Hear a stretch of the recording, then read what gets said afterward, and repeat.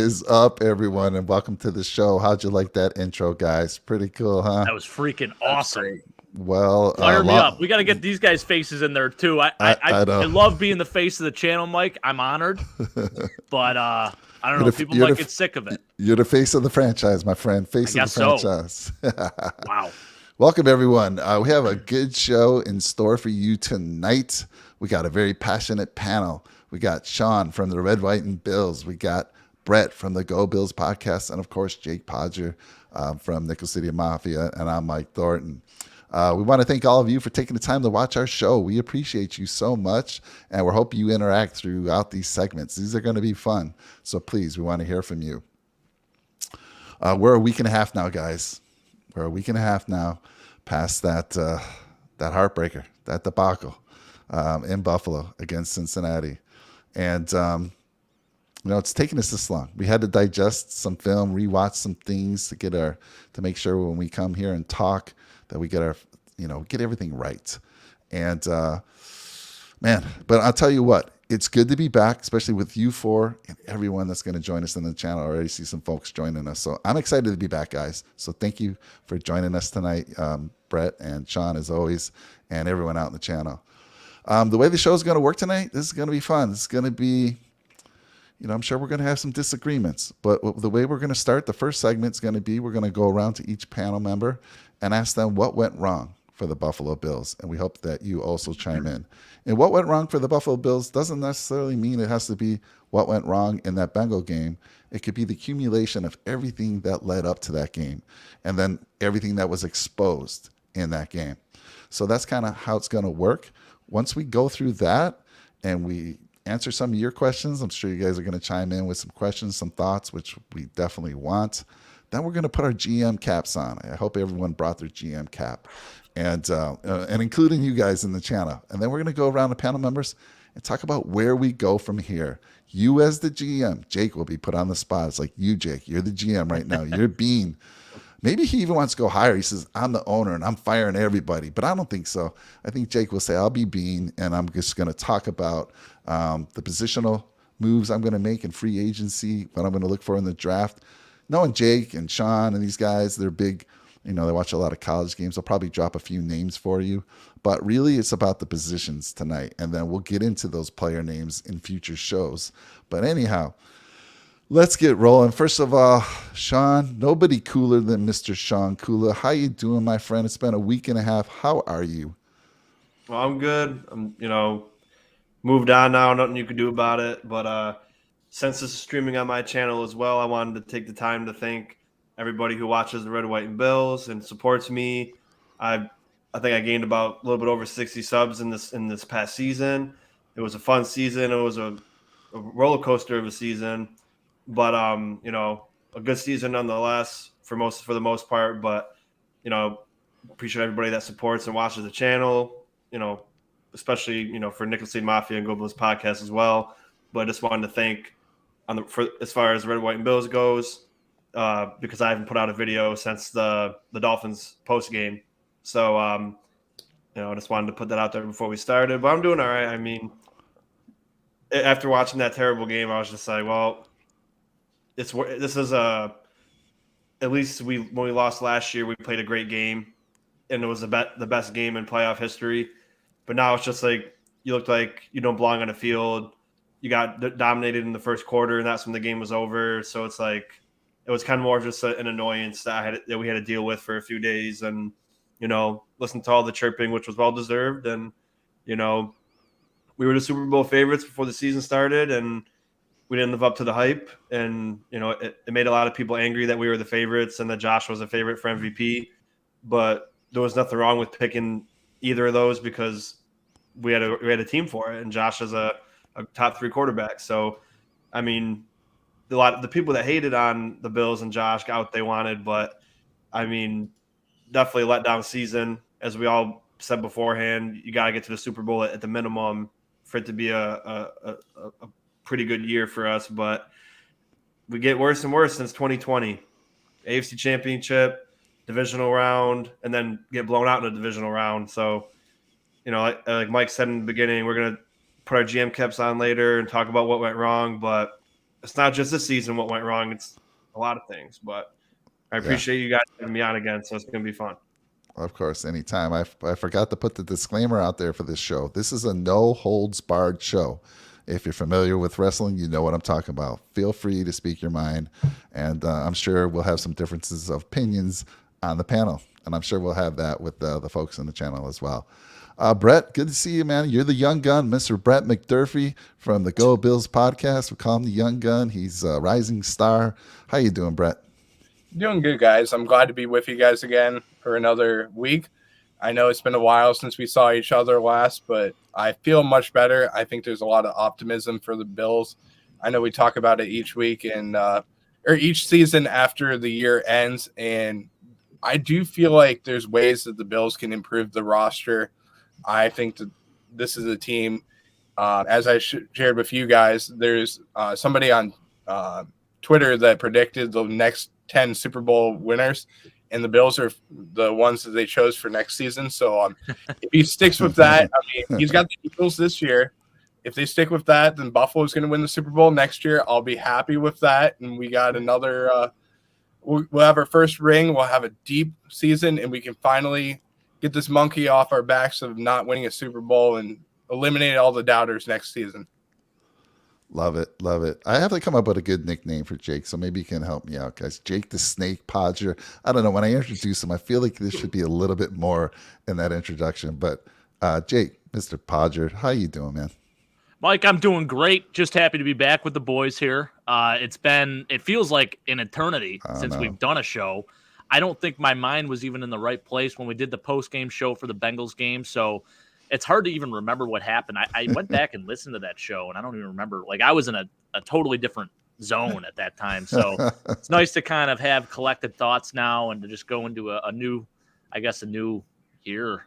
This is the off season now, which is unfortunate. And, we were hoping that we'd be playing in a week or a week and a half here, but unfortunately we are not.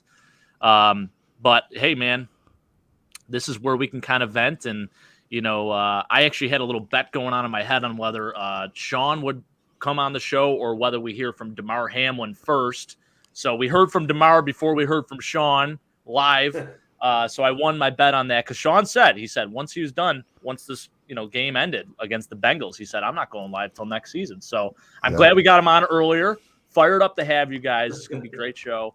I think we'll get a lot of good talking points out. Kind of do a little more therapy because I feel like we still need it, and I think people out there still need it too. So this will be really good for all of us. Yeah, I love it. Brett's already posted his first I show saw it. on his channel and his halftime show. He's already got that out there scheduled. Love that, Brett. Speaking of Damar Hamlin, how about all those dumb social media things saying rest in peace, Damar? That wasn't Damar at the Bills game. Come on, man. Insane. Seriously. Listen, I love a good conspiracy theory. I am like all about the conspiracies. But, you got to trust in Josh, first off, because he squashed that on the Kyle Brandt's Basement show. And then, of course, there's people trying to pick and prod from that, saying he's 99% sure that it was Damar at the game. So there's still a 1% chance it wasn't him. But, yeah, man, that was awesome to see him. Obviously, you could tell, too, because then, of course, now you have people saying, hey, that the videos were filmed before it happened. He's really dead still, which is insane. People are still going farther and farther with this thing, but you could tell he had lost a little bit of weight, but it's so good to hear his voice. You could tell how, genuine he was and how much he appreciated it. I feel like Damar is a very soft-spoken guy too. He's not like a rah-rah guy or anything like that. Obviously on the field, he's a different animal. He gets pretty fired up out there, but I think for him, just to process everything mentally, emotionally, all that stuff, I think it's really, just, you can see that that's how he sort of expresses himself. And, just awesome, man. Just really happy to be able to celebrate his life and for him to be alive. It's awesome. Yeah, for sure. Well, let's get into things. I was going to say, I'm going to give you, Shawn, I'm going to give you an option. Do you want to start us off with what went wrong, or do you want to be the first one to go as the GM when we talk about where do we go from here? Well, it's up to you. Before anything, I just wanted to say, like, for people that believe, like, oh, he was cloned, do you think a person's family would be 100% if that was a thing that happens? Do you think his family would be like, oh yeah, sure, let's go hang out with a fake person of my son. Yeah, That'd be wonderful. That's the first thing I want to do. Yeah. And he was a second-year player, 6th round or 5th or 6th round pick. Do you think they're gonna make a factory of cloning second-year players? He's not Michael Jackson or one of the people that you thought faked their death or whatever.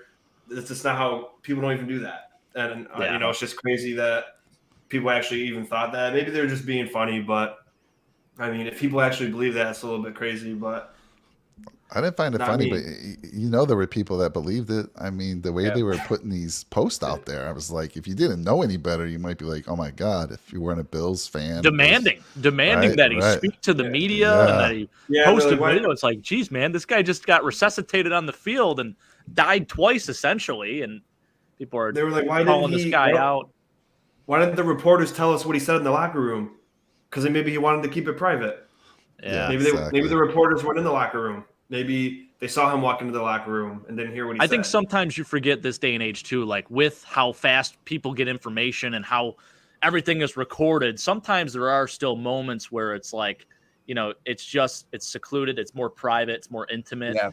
And I think that's something that you should appreciate. Like those are moments that are special. Like take the time to have more of those moments. So I think the whole situation taught us a lot, and obviously super pumped to have him, just back in the building. I think the Bills, obviously it was an emotional, roller coaster with them, and obviously, it probably affected their play a little bit. But hey, man, we'll see what happens in the future with him. But I know he partnered up with the American Nation too. I saw that come out, so definitely, at least whether he plays football or not, he'll have an impact in some way, one way or another. Yeah, I felt that was really big for him to partner with the American Heart Association and get involved with that, and then start a new movement for the. He wants to challenge 3 different people. I think he picked like LeBron, Tom Brady, and Michelle Obama to start the challenge of the 3 steps towards checking your heart and making sure that everything was okay with you. And I felt like that's the right thing to do at that situation because, I feel like heart diseases, most of the time, nobody really checks on that. And then there could be different issues that can be prevented from heart diseases. So I'm really glad that he's starting a new movement, and hopefully it helps somebody in the future. Yeah, I love that, Brett. That is awesome. Definitely. I think the best comment I heard about it, I love Cole Beasley to death, but everyone was saying if DeMar was, and this is the last I'll say of it, but if DeMar really was dead, you would hear it from Cole Beasley first out of anyone. I mean, he would have said, hey, like, guys, this is, he would have called it out. If anyone would have said it, it would have been Cole. So for sure. For him to be silent, and I love it, like after the fact, all the players coming out and kind of trolling it and stuff, and Dawson Knox saying, man, I wish he was a clone and all this other stuff. So kind of funny. But yeah. All right. Well, let's get into it. I see some folks out there in the channel. No one said hi to us. Yes, let us know who's out there. Let us know where you're from.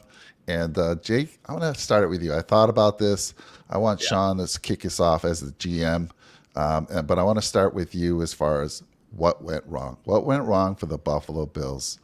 I'll start with the Bengals game, and then I'll kind of go full circle and talk about the season. So first off with the Bengals game, the fact that the Bengals offensive line absolutely showed up. I think one of the biggest pieces missing in that game was Daquan Jones. Getting that news like an hour before kickoff that he wasn't playing was enormous. Me and Brett were just talking about it, prior to the show here. Eddie Oliver getting double teamed all day, making these late round picks that this Bengals team has, look like all pros out there. The lack of pressure on Joe Burrow, him getting the ball out quickly in general. There was a lot there, the receivers making plays.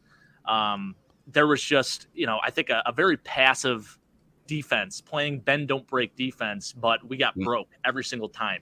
So it just wasn't working, the failure to make adjustments. And listen, I understand, continuing to stick in that base nickel defense, but then there's thinking logically, like playing 8 yards off the ball on 3rd and 4 with all of your corners. I mean, I just don't understand some of that. Like there was a lot of things that happened in that game. and I'm not sure who made that call, whether it was Leslie Frazier or Sean McDermott, but there was a lot of things, as a fan, just looking from the couch. And listen, I'm not a coach, but just seeing it from our point of view, going back and watching the film twice over now, a lot of head scratching moments. So I think we just didn't make the right adjustments and make the right calls when we needed them. On top of that, I think there was some timidness with the offense. We could never get into an actual rhythm. And I think at times Josh, I don't know if he loses trust in players, but he tries to make too many things happen. And, errant throws happen, but also he makes these incredible plays too. And there were just a lot more negatives than positives this game. And it just, nothing seemed to click. There were just so many things that were the lead to our demise in that game. We scored 10 points. We allowed 27. There were just so many things, and we were always playing from behind. We never even once had a lead in that game. So just very, very frustrated. I know the Bills players are all frustrated by it too. The coaches feel like they could do better. We were outcoached. We were outplayed, on all phases. And it sucks and it stings. And that this team is capable of so much more. And you question, did we make the right move by having Ken Dorsey as our offensive coordinator? Did we make the right move by retaining a lot of our coaching staff? There's so many questions that you have. And there's, in my opinion, there's no reason that this team shouldn't have won a Super Bowl this year. But hey, it is what it is. And we got to face what the reality is. And the reality is that we're not playing in a week and a half now. So, I think that's really what it came down to in that Bengals game. Throughout the season, we battled through so much adversity. We battled through all the injuries. We still managed to win 13 games somehow, which is incredible if you really think about it. And it was an emotional roller coaster for the team in general. There were a lot of games that we won that were close, and I think that was a step in the right direction because that was part of the narrative going into the season is that we were 2-9 in one-score games or something like that. So we kind of squashed that narrative, which was great. We saw some comebacks happen, against the Ravens in particular. I thought that was extremely impressive. And I do think the first, 5 to 6 games of the season, we looked like a legitimate contender. And as Josh sort of mentioned, it just seems like they peaked a little too early. When you peak heading in, as you're going into the playoffs, continuing that throughout the playoffs, I think that's usually at, the best time to do so. Even against the Dolphins, we just didn't look right. There was something always there where you felt nervous going into these games, whereas I think at the beginning of the year, you felt like you were just going to run over every team. And we played some really good teams at the beginning of the year too. So I think the team just got worn down, man, plain and simple. And you can't have it happen. I think, peaking too early, getting worn down, and just, the lack of consistent play really killed us. And that's why we're in the position we're in right now. And that's pretty much what I have to say on it. All right. I did want to say hi to Brian Label out there. He did say Bills came into the season with a better team, and they are leaving with. I don't think people want to admit it, but the cap, Trey not the same. Von older, seems like we have regressed. And then we got him also saying we were the team to beat coming into the season. Now we've been surpassed by Cincy and KC. Yeah. And then I don't know if this is Mama Padre. That's my mom. Yeah, it's got to be my mom. Padre. My dad's at the bar right now. Like I said, he's waiting in between games, unless he's logged into my mom's account. I don't know. But the grammar seems a little bit better there. So, all right. No offense to my dad, but my mom's got the brains. All right, Shawn, I thought maybe we'd go around and maybe have you, I'll go to you. What do you think went wrong for the Buffalo Bills? You can reply to what Jake said, but I think we just go around and we all say that. I think we're going to say some similar things, some different. I do have a follow-up for Jake afterwards, but let me throw it to you, Shawn. What do you think? What went wrong for the Buffalo Bills? Well, as far as the Cincinnati game goes, I mean, if you really think about it, we're an easy team to stop. We have one elite receiver and a couple rookies that don't get a shot, and the rest of them are inconsistent players. We have a bottom 5 offensive line. And when you drop 7 or 8 back and you rush 3 or 4 and you get home, 8 D-backs are going to stop 4 receivers every time. We get no separation. Diggs can get separation, but he's bracketed. Nobody else can get separation. So what do you think Josh is supposed to do? He can't make people get open. you can't throw people open when they're getting double teamed and bracketed, and that's what they did. They rush 3 people, they get sacks. They rush 4 people, they get pressure constantly, and that's the issue. Josh can play well under pressure, but when you're getting home with 3 and 4, when you have more linemen than they're bringing pressure and you can't stop them, you can't beat a team that way. We can't run the ball because we have a terrible offensive line, and this is all stuff I've been saying for 3 years now. It's like we continuously ignore the offensive line. And you look at those backups from Cincinnati. The left tackle was a second-round pick from Clemson. And I told you guys off air, we never draft anybody from top schools. We try to outsmart people and draft from these smaller schools. That, oh, this guy's like, he's quick, he's got great hands, he's going to be great in the NFL. You have to draft people from these big power schools, SEC and stuff like that, because they always perform well, because they're the most close enough ready to the NFL. So that left tackle from Clemson did phenomenal because he's used to playing NFL talent at Clemson. So when you come and play a team like us, our game changer was Von Miller. We have good players on our defensive line, but nobody that can take over a game. So that's where we don't get pressure because we have a bunch of good guys. And as you guys mentioned earlier, and I mentioned before, Ed Oliver is undersized as a defensive tackle. He can break through double teams sometimes, but when he's double teamed every time because he's the best player on the D line, when Von Miller's not playing, what are you going to do? Nobody else can get home one-on-one, and Ed Oliver wins one-on-one matchups all the time. So when Von Miller was out there, we're top 15 in every pass rush category. When he's not out there, we're bottom 10. So that's one of the main issues is we can't win on either side of the ball. And even with Von Miller, we went on the defensive side, but our offensive line is just trash every single year. And, they try to draft people like Spencer Brown. People, everybody wanted Ryan Bates to be signed after 4 games and, that he played last year. They thought he was good. That didn't work out too well. Mitch Morse is surrounded by 2 bums. So he's an average, he's a slightly above average center. And then you're playing against 2 people that are trash. He's not going to be that great either. Dawkins took a step back this year, whether people want to admit that or not. He wasn't that good. So there's a misconception that the Bills are a stacked team. We're really not. You have Josh Allen and Diggs. That's the only people you can really say they are a proven, a well-talented player. Knox could be good, but he wasn't utilized properly in this offense. Diggs wasn't even utilized properly in this offense. You see people like Travis Kelce. He's not that fast. He's fast, but he's not the fastest. He gets 25 targets against the Jags. You don't think they're double teaming Travis Kelce? But they know how to get him open and know how to get him the ball so they can win the game.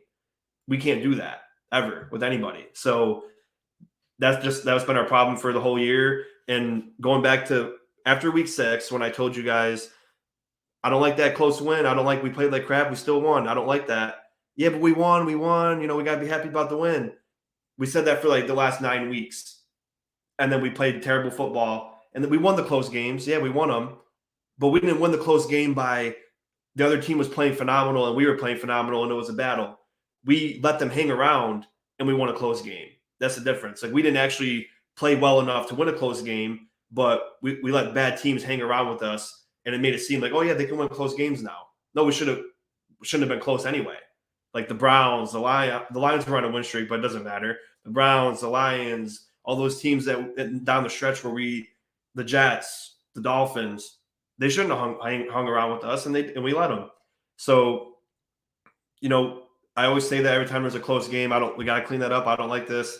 And, as fans, we're like, we got the win though. It's all that matters, which is true to a point. But then it ends up happening like this. You play in the playoffs against good teams with good coaches. You settle for, oh yeah, good victory. McDermott tells the guys, great victory. Let's correct this stuff, but it never gets corrected. So, we'll get into it more, I'm sure, but there's top to bottom problems in this team and organization, and I'm not even excited for next year because I just don't see anything great coming out of it. So, Shawn, I want to first of all, I love your take on draft players from bigger colleges. We were talking about that pre-show, so love that take. I did want to ask you about McDermott and how much of a heavy hand does he have on that defense? Do you think it's him, or is it Frazier, or is it a combination of them working together, or do you think he lets Frazier do his thing? I think it's a little bit of both. I think it's McDermott's scheme, but we've seen in the years past he takes the plays away from Frazier and he calls it himself. I think and another thing I said before, we're never going to win because of McDermott's ego and his stubbornness. And you run the nickel defense for 5 years straight. You don't think teams know that every concept you run in that defense, you don't do anything different. You have all pros on your defense, and it doesn't matter. Like people should we sign Edmonds? Should we sign Poyer? No, let him go. Save the money and build up on your offense, because even when you have a top 5 defense, you can't stop anybody and you can't win. So like Andre Reed posted, "Oh, sign Edmonds." I said no, because we can't win with them. The defense is a top 5 defense, top 2 defense, and they choke in the playoffs. He's the reason we lost in the 13-second game partially. Like they don't need to be signing $35 million a year linebackers when you can sign a guard for 15. Like it doesn't make sense. You can't beat Kansas City with defense. You can't beat the Bengals with defense because they're going to score on you no matter what. And, it's just these coaches. I mean, I love Frazier and McDermott, but it's inexcusable. It's inexcusable. You run the same kind of defense, and then you don't expect people to key in on it. Zone is the easiest thing to beat in any form of football. You give people openings. You bend and don't break. Good teams are going to break you all the time, and we get broken every time when it matters most. Yeah, you're gonna win 12 games, 11 games, but whether it's McDermott or Frazier, it's still their same scheme, and they live by it. They don't change out of it. They've been doing it since 2017. Like, oh, it's going to work. We have the personnel. Let's just keep doing it. They're going to make a mistake. The other team's going to make a mistake. Okay. Hasn't done anything for us ever. So in every playoff game, the defense folded. So I think it's a little bit of both, a combination, but their stubbornness, they don't want to change nothing. That video you sent us, Jacob, the cover one said that they overcomplicate things. It's not overcomplicated because they've been running the same thing for 5 years. Most of these people on the defense have been there for 3 years. They know every concept, and there's not much. You can't oversimplify a simple game, in my opinion. But, I mean, defense is actually the simplest. If you're talking between offense and defense should be the simplest. Exactly. It's the simplest position. I mean, any defensive – corner is tough, obviously, but, like, defense, man, just go hit the guy. Hit the guy with the ball. Plain and simple, shoot. Exactly. And again, I love Frazier and McDermott, but I mean the defense we had, you can't just keep running the same. It's insanity, expecting a different result. You run the same defense. We were up 16-0 against the Texans. The defense choked. We got blown out by Kansas City after we were up 9-0. But the 13-second game, you gave up 30 points in 2 minutes, and then they didn't even show up to this game. Milano goes up there as an all-pro and says, yeah, nobody had energy. Well, whose fault is that? It's your fault, too, because you're supposed to be Mr. Big Bad All-Pro, get everybody motivated. You're hosting a playoff game. You're hosting a playoff game against a team that thought you shouldn't even be on the same field as them, that you were selling tickets to the AFC Championship game when every team was selling tickets to the game because you have to do that. You let that bulletin board material and people like the Bengals run their mouth and then go into your home and walk all over you. You should have energy. So the coach, whether it's McDermott or Frazier, I think it's McDermott's scheme, so you can't fire Frazier because it's going to be the same thing, only with a different coach. You have to do something different. You drafted Kyer Elam to be a man coverage corner. That's what he was in college, and you want to put him in a soft zone. Like he's gonna get destroyed. Yeah. The Trey not being the same from that comment, it doesn't matter because you're playing in the soft zone anyway. So he's going to get beat regardless. He's not playing man coverage, so he can't even be his best of his ability. You're playing off the ball all the time. People are going to get catches on him. He's going to get burnt by Tyreek Hill once in a while. So, I mean, you got to be able to adjust, and we can't. Coaches can't do it. There's something to be said about losing playing aggressively compared to losing playing bend, don't break. I absolutely agree with what you're saying there, Shawn, because I would be okay if we came out and played extremely aggressive. We threw in a lot of, schematic blitzes and, we played press man a lot and, we switched it up a little bit, made some adjustments. And it's like, hey, the better team just won, plain and simple. And if we lost that way, I think I'd feel a lot better about it. But the fact that, I don't know if it's stubbornness, I don't know what it is, but the fact that there was no change at all and we just continue to let this team beat us down. That's frustrating. And I can't even imagine how those players feel. Brett, I have a question. I just want to say one more thing, Mike, before Yeah, go ahead, sir. Go ahead. I feel bad for talking too much, but they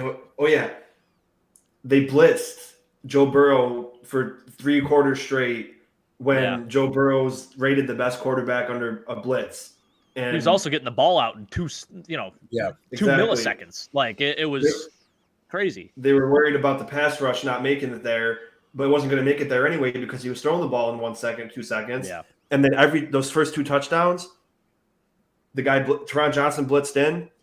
Mm-hmm. Edmonds, that everybody wants to pay, and Poyer, who everybody wants to pay, looked at each other like idiots and then went back to their zone and then let Jamar Chase stand there like this for 5 seconds. And then Joe Burrow does like a layup basketball shot to throw it to Jamar Chase. And then they're just like – and then the second one, Milano, he didn't know if he wanted to blitz or go in coverage. Hayden Hurst runs right by him. Jordan Poyer bites on the run. And then there goes Hayden Hurst, 14-0.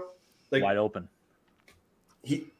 That's all because they were trying to run these stupid blitz packages in their stupid zone coverage. And you got beat every time. And that's why we lost 14-0. They had no chance of coming back at that point. But I'm sorry, I talked too much. So you guys go. No, I think it's something to be said. If you're going to be aggressive, be all the way aggressive. Don't just, go all in, man. Yeah. Plain and simple. I was going to ask Brett. Brett, did you see that video that Jake shared with us? Did you watch that cover one?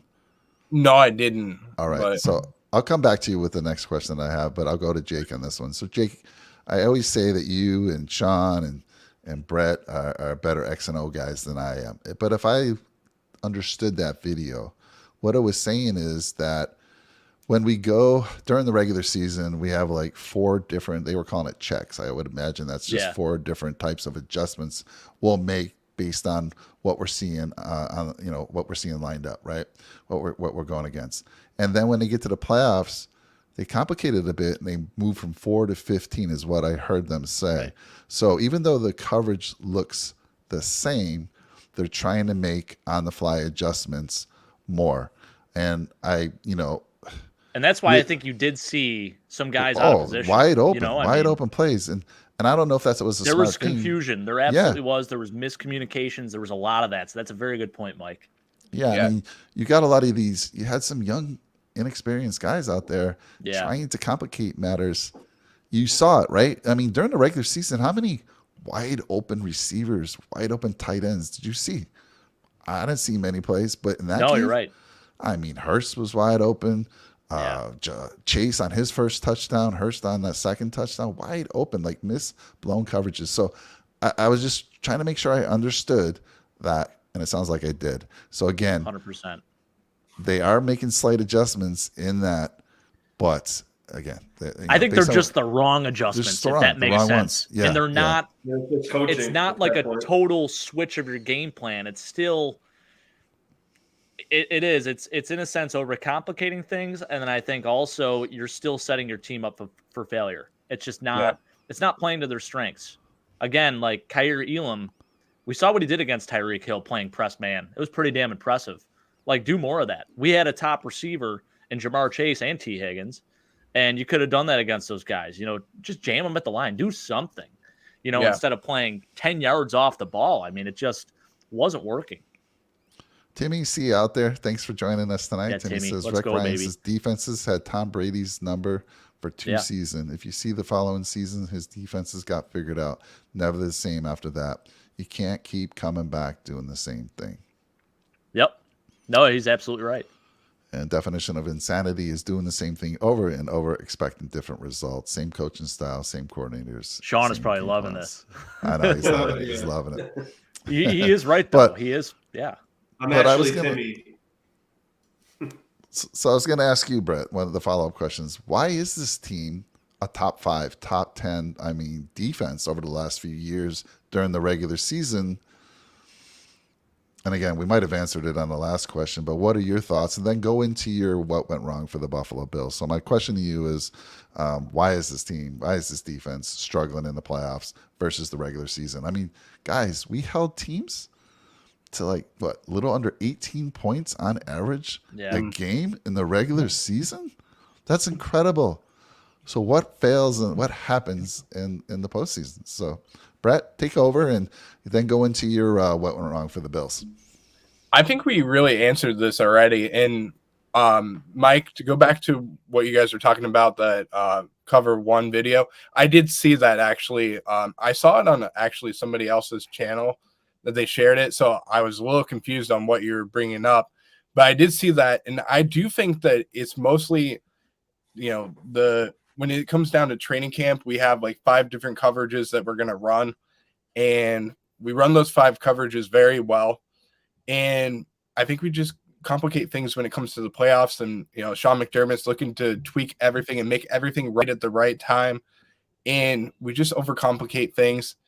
And we try and fix everything, and it doesn't work. That's not how the NFL is played. You got to, look at what the offense of the other team is going to give you, and then you make adjustments on the fly. And I think that Sean McDermott's just trying to complicate it way too much. He's trying to find answers before they're even there. And it's just not the way that you're supposed to play the game. And I think another thing is, and this might be something that other people will disagree with, is I think that some of the injuries impacted the Buffalo Bills throughout the season as well as last year. If you go back to that 13 seconds game, I don't think that the Bills would have lost that game if Trey White was out there.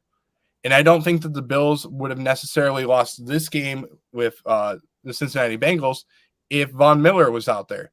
And I think that if we had a healthy Tre'Davious White, we had a healthy Von Miller this year, I think the outcome of this game would have been completely different from what we saw earlier 2 weeks ago. But I think that's mostly what it was.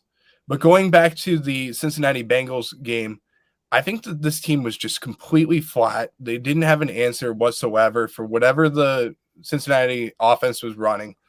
They were looking for a spark, and there wasn't a player that offered that spark. And like we said, there's all pros all around this team. You got Ed Oliver, you have Jordan Boyer, you have Tre'Davious White. There's a bunch of names that you could talk about, even Tremaine Edmonds. And I just felt like there wasn't a guy that stepped up. And if you look back to the Miami game, you saw players like Tremaine Edmonds where he went after the running back and laid a big hit on the running back. And that big hit that's motivation for other players. When I look at that as a fan, I'm thinking, hell yeah, like I love that hit. That's a great hit, fires me up. There wasn't anything in this game that really juiced me up. I think the only thing that really juiced me up was when it was 14-0. Josh Allen runs it in for the touchdown, and he's jawing the Cincinnati defense. And I'm like, okay, now we got a game. And I thought that we were going to stay in it. We're going to find an answer on defense. I'm like, okay, we'll get it taken care of. But we just never found that answer on defense. And it just seemed like we stayed in the same scheme every single time. We didn't adjust. We didn't play that press man coverage like we should have. And there wasn't a solution whatsoever for the Bills. And I think that, Cincinnati came out with a great game plan on offense. They double teamed Ed Oliver, did a really good job. We didn't have Daquan Jones, which really hurt us.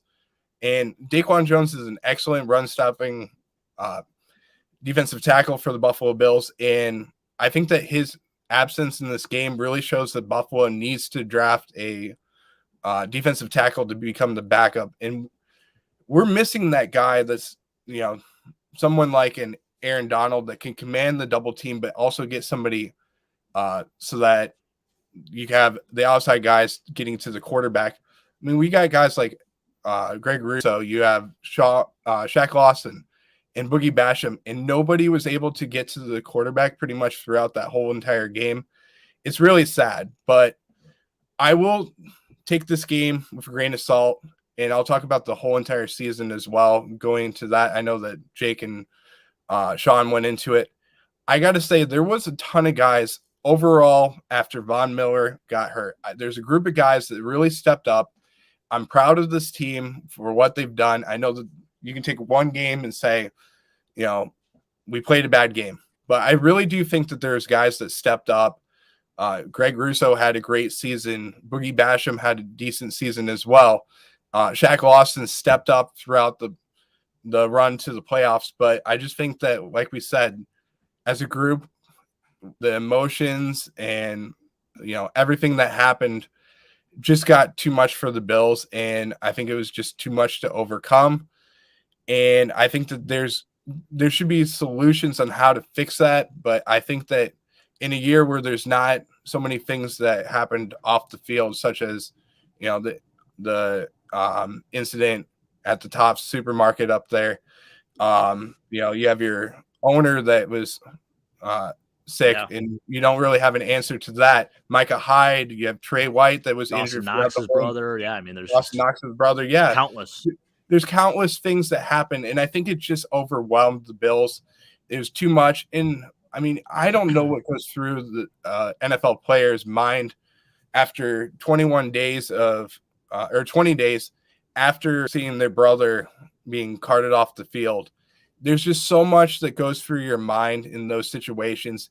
Maybe players were a little timid to play this game. I don't know. I'm not an NFL player. I'm not Josh Allen or Stephon Diggs or any of these guys. But, I mean, you got to think about that too. You don't really know. And I do think that if it was a different season, and I'm not trying to make excuses for the Buffalo Bills whatsoever, it wasn't a good game whatsoever for the Bills. But, I mean, there's a lot of things that Buffalo can clean up. They can figure this out. And I think that next year, I'm really excited for what the Bills have. And I know, Shawn, you're all about Leslie Frazier being gone. I get that. I get where you're coming from. But you're not going to find another coach that can take a defense and make him the number 2 defense in the NFL. You're not going to get that number 1 guy, because I'll tell you where he is. He's in Houston right now running a football team. You're not going to find somebody like Leslie Frazier. And you're also not going to find somebody in Leslie Frazier who is a very good coach, and he swallows his pride when Sean McDermott pretty much tells him in a game that you're not good enough today, and I need to take over. I'm calling plays. I'm calling the plays. You're not going to find somebody that doesn't, have a little attitude, because I'll tell you right now, if Sean McDermott took the play calling abilities away from me, I'm walking out of that stadium and I'm saying, bleep you, Yeah. Because that's just how I would be, because I feel like I would be disrespected. He swallowed his pride. He did what he had to do for the better of the team. And look what he did after that moment. He took the defense, made it incredible. I know the 13 seconds game was bad, but I do think that Buffalo is going to figure it out. It's just a matter of getting healthy.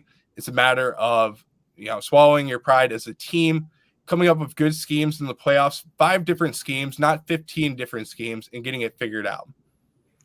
Brett, I have a follow-up question for you. So do you think this team this year, do you think they win the Super Bowl last year?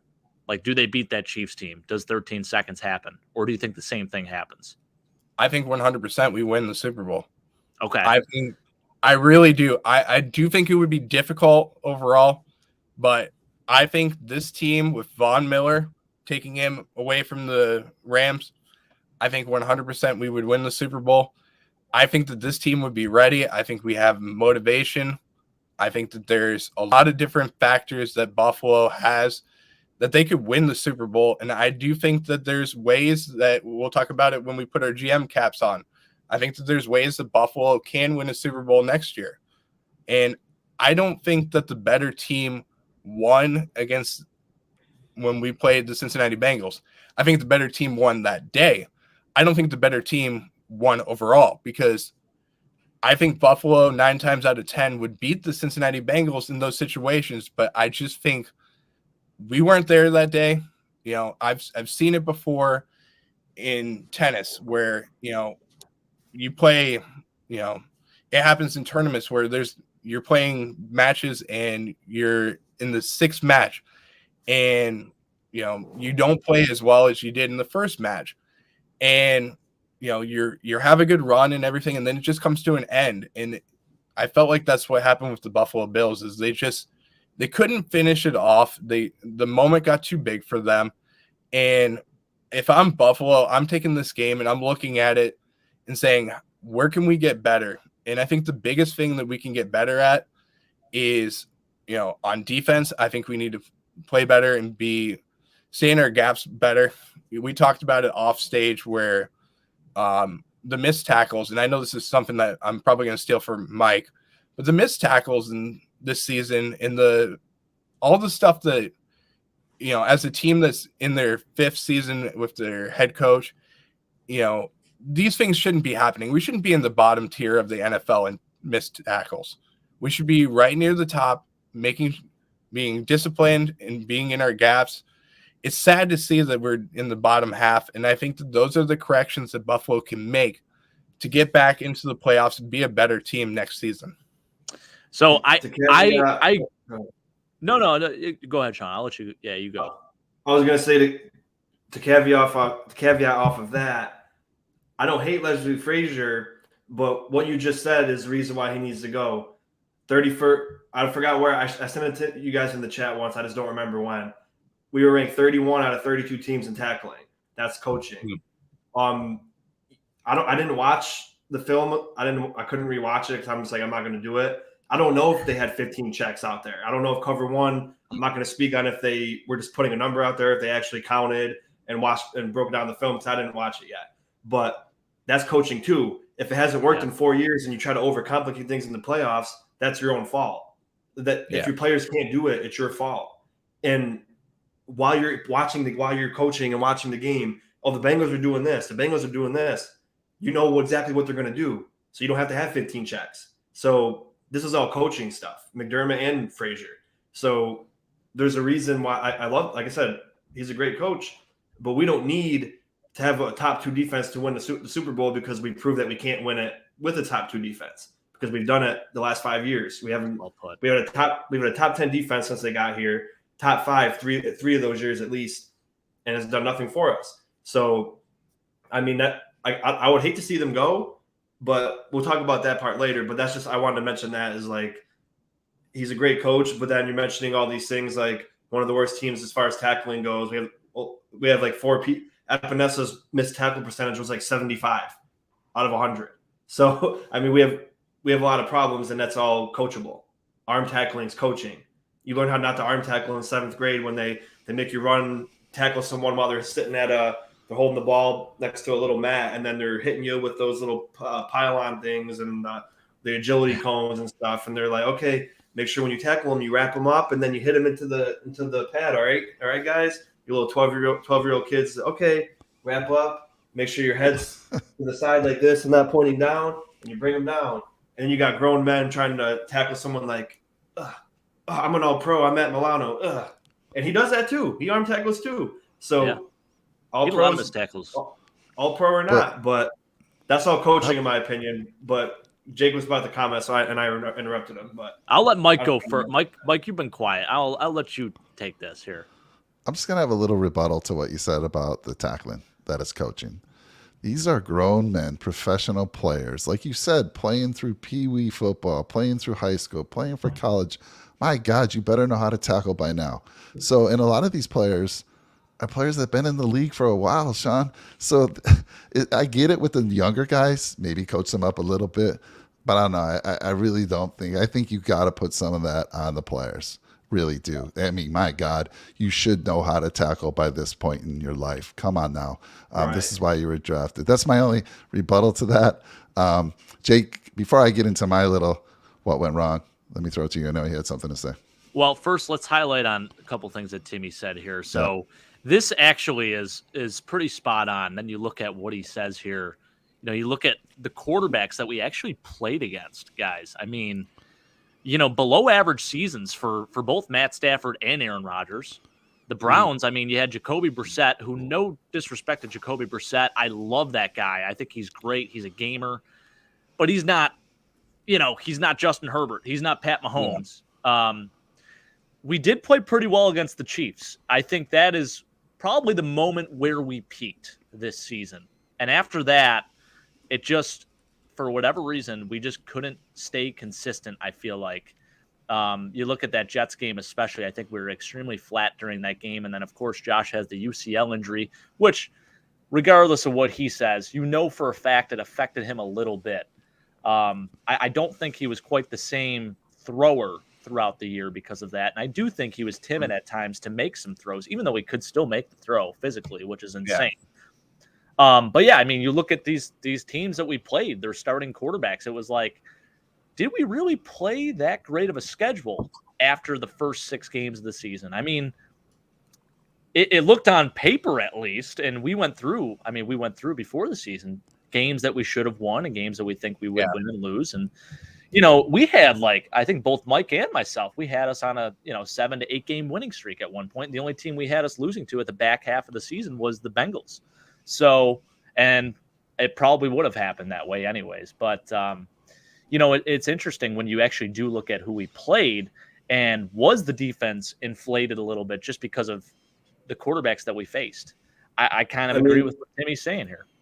The Rams week 1, they were fully healthy. They had Stafford, Cooper Kupp, they had all their weapons. Right. So they weren't bad week 1. They had injuries after like week 4. So I don't think the Rams win was a bad one at all. That was their championship team minus Von Miller and OBJ. Yeah. So I think that was a good one. In the Titans game, they still had Derrick Henry, and he was our kryptonite the last 2 years, and he won the game for him last year. So even though they didn't have AJ Brown, they still could have ran the ball over us and won, and they didn't. So, but I get that at the same time. I mean, we blew them out to the point where it didn't matter for them to run the ball because they couldn't catch up. But their defense is usually very physical and good. So I took that as a good win because they were 7-3, and they finished to blow them out 41-7. I mean, that's impressive. Yeah. So I mean, I don't count those first 2 wins as bad wins at all. I think those are good quality wins, especially because a Vrabel coach team is always good. And then again, they had by that 7-3 record, their whole offensive line was injured. Tannehill broke his ankle, and you were playing with was it Romeo Dobbs or somebody Dobbs, Justin Dobbs or Josh Dobbs, and then Malik Willis, who can't throw the ball worth anything anyway. So, and they almost beat the Chiefs. It took the Chiefs overtime to beat them. So, I mean, that was a good win in my opinion. The Rams game especially was a good win because they were the champs. They had the Super Bowl quarterback. They had the best receiver in the NFL. They had all the weapons they had minus Von and OBJ, and we blew them out. So, I mean, it was a good win. But at the end of the year, you look at it, the Rams were 5-12. The Titans were 7-10. Green Bay was this. But, I mean, you could look the Green Bay and the Lions teams, like I mentioned earlier, we shouldn't have hung with them, but they were hot when we played them. So, I mean, you could count those as bad wins, but as I mentioned last year too, like people are like, oh, you guys shut out the Texans, so it doesn't matter. Nobody else shut out the Texans last year either, besides us. So it's the NFL. You got to give these players credit. They're all the best players in the world. So I get the point that it's a little bit inflated, but what matters to me most is how these coaches perform when it matters the most, and they fail every time. And the reason I said the tackling's coaching, Mike, is because if your players that are grown men that are all pros aren't tackling correctly, it's your responsibility as a coach is to like punch them in the head and say you're playing like crap. You're going to be on the bench until you learn how to tackle. That's what I mean. Like it's a coach's responsibility. 100%. You should be able to tackle by the time you get to the NFL. But a coach just can't accept it and be like, oh, Matt Milano's an all-pro. He can miss tackles. Tremaine Edmonds, like, I don't care anymore. The way Tremaine Edmonds plays linebacker, I don't like that. I don't want that on my team because that's not how you play. I don't want him to save that, Shawn. Save that for the GM piece, buddy. Save that. All right, go ahead. Save that. I think, quite honestly, too, it just felt like that Chiefs game in the regular season was basically our Super Bowl, if that makes sense at all. Yeah. It just felt like that game, we put so much, I guess, time and energy and thought into consuming this Bills-Chiefs matchup. And I feel like at that point, when we won that game, the Bills were on cloud 9, and they were humbled. They were absolutely humbled after that because every other game to follow, I mean, there weren't many games you could say we were dominating teams. I mean, maybe the New England game and the first game we played them. But after, I mean, really, think about it, guys. I mean, a lot of one-score games, a lot of close games. We lost the Vikings game. I mean, they're just, again, just the lack of consistency there. I think that Chiefs game was basically our Super Bowl this year, and that's exactly when we peaked after that win. So, yeah, absolutely. It sucks, and it hurts to look back and kind of be real about it and be honest about it. But I think that was really the case. But Brett, I did have another question for you too. I know you talked about, the defense and kind of building that up and whatnot. I think it's 75% on coaching, and the thing with coaching, kind of going with what Shawn says, like it's 75% coaching where they should be able to take you there and put you in the position to make the right plays, to execute the right way. And that's definitely a scheme thing. Obviously with the missed tackles, like, yeah, you have to finish that play. But then also as a coach, you need to know when your guy is not performing up to par. You got to be able to light a fire under your team when they don't have any flame at all. I think there is a lot to be said about that, and the good coaches are able to do that. And it just didn't happen. And I think that really is what stuck with me. It wasn't necessarily the players. Obviously, the players have to perform, but the coaches got to get them 75% of the way there, in my opinion. They just failed to do that. So that was the most concerning thing for me. And, I see these positional coaches. Chad Hall is getting interviewed with the Ravens for the OC job. Ryan Wendell getting interviewed with the Patriots for the O-line coach job. I don't think anything's going to happen in terms of coordinators. If it would have, boiled down to it, if those guys were going to actually get a head coaching job or go elsewhere, it would have already happened by now. So I think it's going to be the same coaching staff for the most part as far as the main staples go. So we're going to ride with these guys next year. And how do you get better as a coaching staff? I think that's a question that you have to ask. Yeah, it's going to be a tough question to ask. I know Buffalo fired their safeties coach and Jim Salgado. Scapegoat job, for sure. That's going to solve everything, man. I'm looking forward to that. No. I'm bummed about it because what was he running off of his third safety? It was the most depleted secondary I've seen in years. I mean, you talk every single week we had a key piece of the secondary missing, it felt like. So what he had to work with, I think he did an awesome job. I think if anything, he should be praised for the job. Yeah, I felt like he should have been promoted when the Super Bowl was fired, and then I just and that's frustrating when you see stuff like that. It's like, of course, everyone's calling for Leslie Frazier's head, but then you go ahead and fire the safeties coach, and nothing else is done after that. It's like, was that really our biggest issue, or was it the actual coordinator or the coach, the head coach himself? I don't know. Yeah, Brett, wasn't it his first year as safeties coach as well? Didn't he get just promoted to safeties coach, and then it was. Yep. Yeah, he was just promoted over.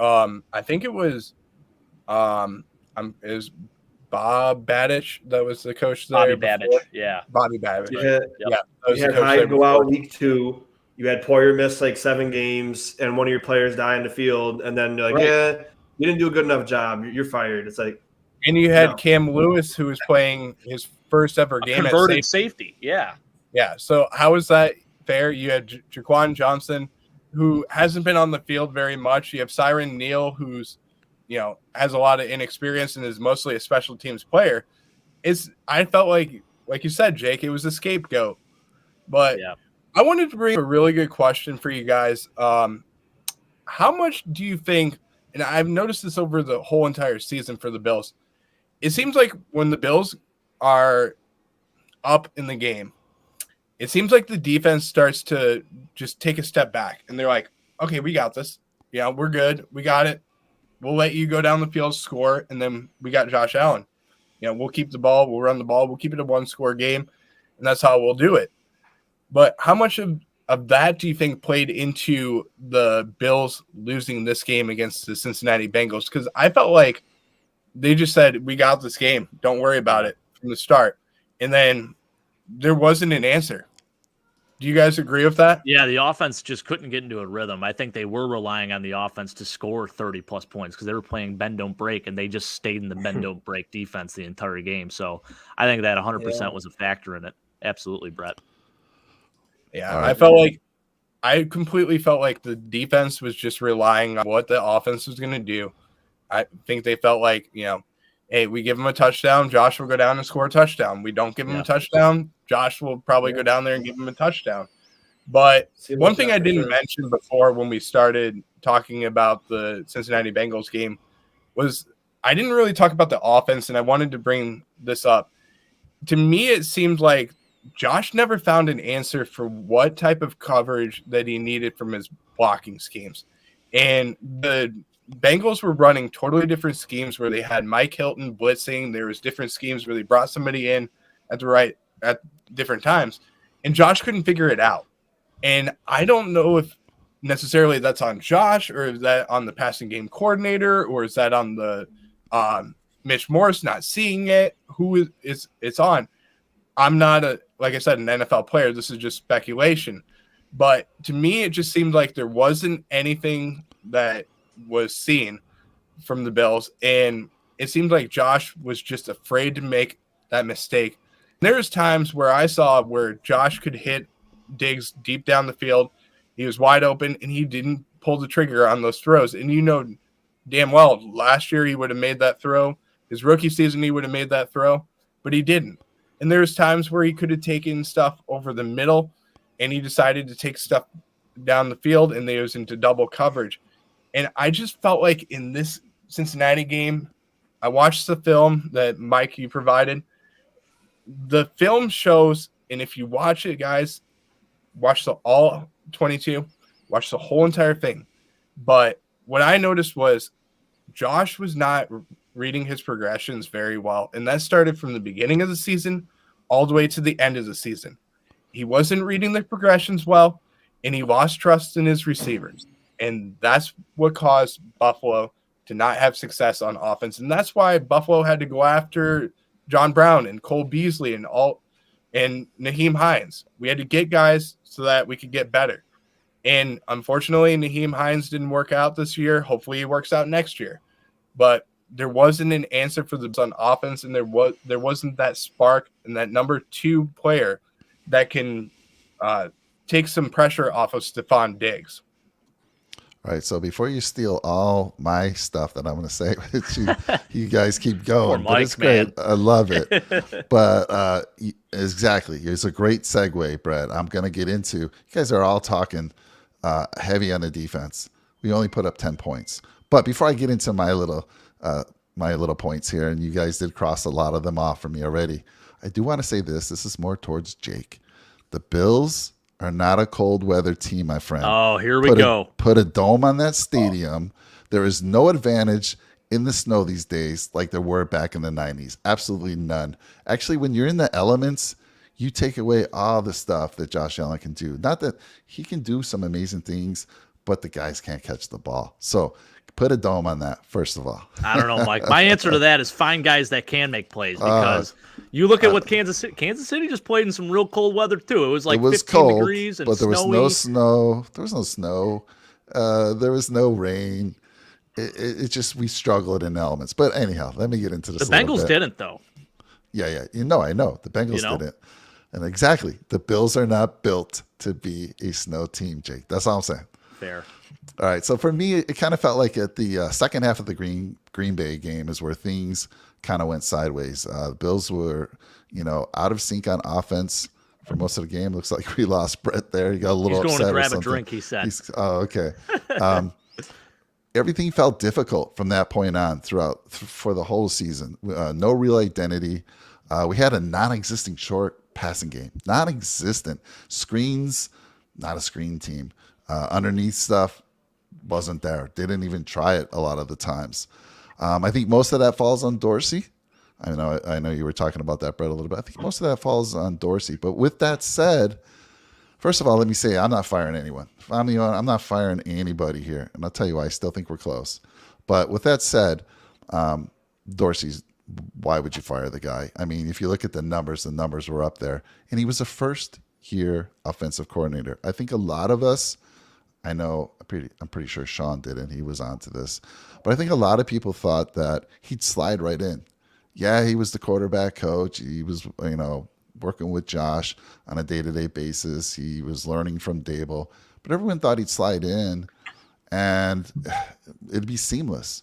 Well, I think that was wishful thinking. Looking back now, right? I think we were all wrong there. It is an adjustment. He wanted to make his changes. He wanted to just go off of Dable's game plan. He had his own things he wanted to throw in there.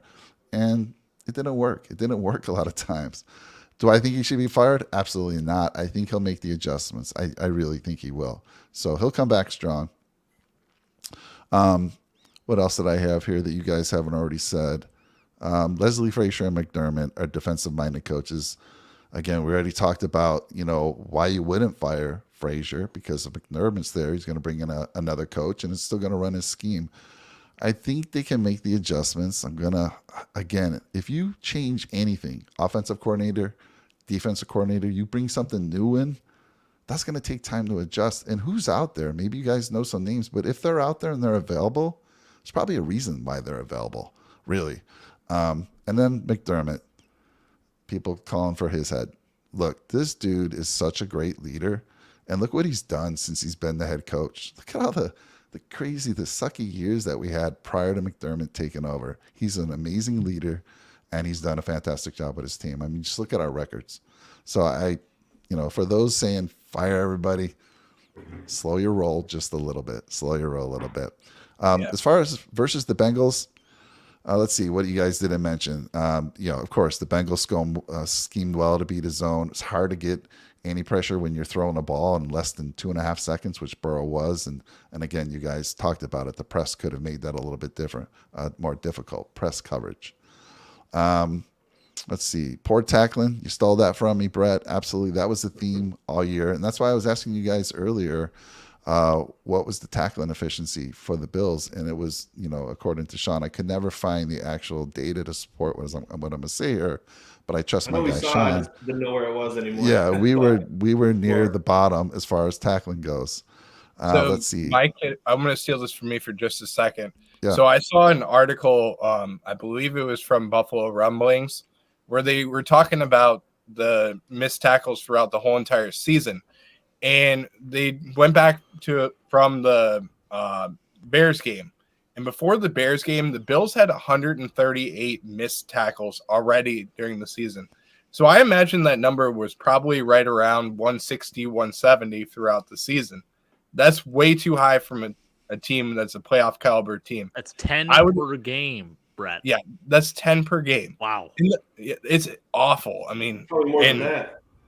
Probably more than 160. Yeah. But think about this, though, on the other hand. Okay. We played, Justin Fields. We played guys that, there's some difficult runners that we played as well, like Derrick Henry and Dalvin Cook and stuff like that. So it's kind of understandable where these missed tackles happen, too. Well, a lot of them happen in recent games. A lot of them, especially in that Bengal game. Oh, my God. How crazy were you going every time they were able to, run the ball for an extra 3-4 yards because a guy couldn't make a tackle or he was just getting bullied down the field. It was crazy. So to finish it off, proud of me. After the first drive, I was like, it's over. So my friend's like, dude, it's fine. We're going to be good. I'm like, honestly, I accepted it. We're not going to win. So sorry, you guys would be proud of me of how I handled myself at my house that day. You'd probably be surprised too, but my last take again is, look, we put up 10 points, guys. 10 points is inexcusable in a playoff game, especially with a roster like this. You want to help your defense? Put up points. Don't go 3 and out the first 2 series. Don't put their defense back on the field, and then you'll help them out. So again, some of this, a lot of folks focusing on the 27 points. 27 points against a Bengal offense like that, not so bad. But if you're putting up points on your own, you're going to help your defense. And I think some of this we have to be talking about the offensive side. And that's why it's going to be fun when we get into the GM segment of the show. Because we're going to talk about, we might have differences of opinions on what we're going to target for this upcoming season. That's my take, guys. Anybody have any final thoughts they want to say before we move on with the general manager segment? Yeah, I have one final thought. This is something for Bills fans and everything I want to say. Hopefully it doesn't get misconstrued.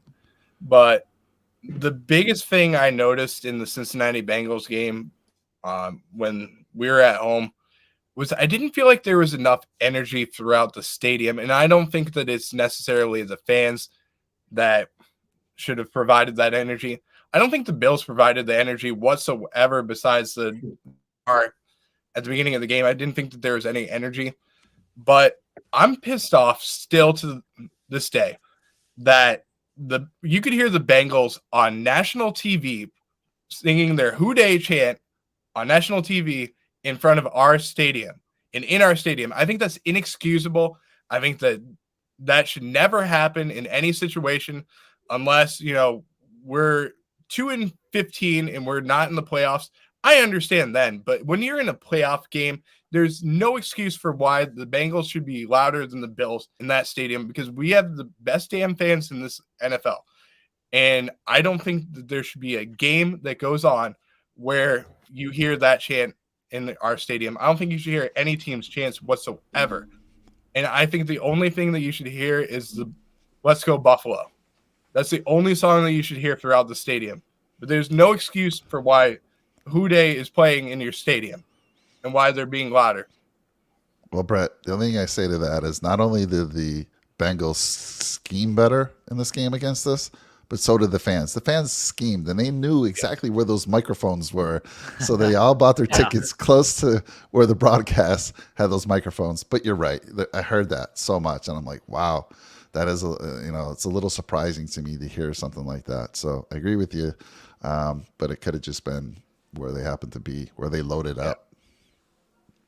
I just got one more thing to say about the game before you go to the GM part. You guys remember it was 17-7. We're close to scoring a touchdown, and McDermott decides to kick a field goal. If you go for it on that point in time and you get a touchdown, it's 17-14. It was near the end of the second half. Because at that point, what's the difference between 24-10 and 24-7? Nothing. You still need touchdowns. So that was a big mistake that could have kept us in the game. And then you're down 10 points with 12 and a half minutes left. It's 3rd and 2, and you throw a 50-yard bomb to a guy that catches the ball 50% of the time. If you score on that drive with 9 minutes left, 8 minutes left, and you're down by 3, you can still win that game as bad as they played. So it's just I don't know. I don't know what Dorsey's obsession was with throwing a deep ball with a crappy offensive line and crappy receivers besides Diggs. And your number 2 receiver dropped the ball more than anybody in the world. So that was a stupid play design. 3rd and 2. You have Cole Beasley on your team. Why you're not throwing to Cole Beasley on 3rd and 2? He might not even been on the field, but there's no need. And Jake, you said it last week when they threw 30 deep balls in the game. Joe Miller mentioned it, like on a 3rd and 2 or a 4th and 2, they threw a deep ball. It just doesn't make sense. You might get it. If it went in his hands and he dropped it, he still could have had it, but it doesn't make logical sense on that play. You need 2 yards. You have Josh Allen who could run the ball. You have Cole Beasley. You have Stephon Diggs, who's the best route runner in the NFL, and Dawson Knox, who's a reliable pass catcher, and you decide to throw the ball 50 yards downfield. It only makes sense if you're going for it on 4th down. That's the only time that it makes sense. But on 3rd and 2 and you're going to punt, makes absolutely no sense. Yeah, it just goes to what I said. There was no short passing game whatsoever. Yeah. And that's that on coaching as well. Falls on Dorsey. Absolutely. 100%. 100%. And I did mention I didn't expect Dorsey to be like the best coordinator in the world and that he's going to have his growing pains.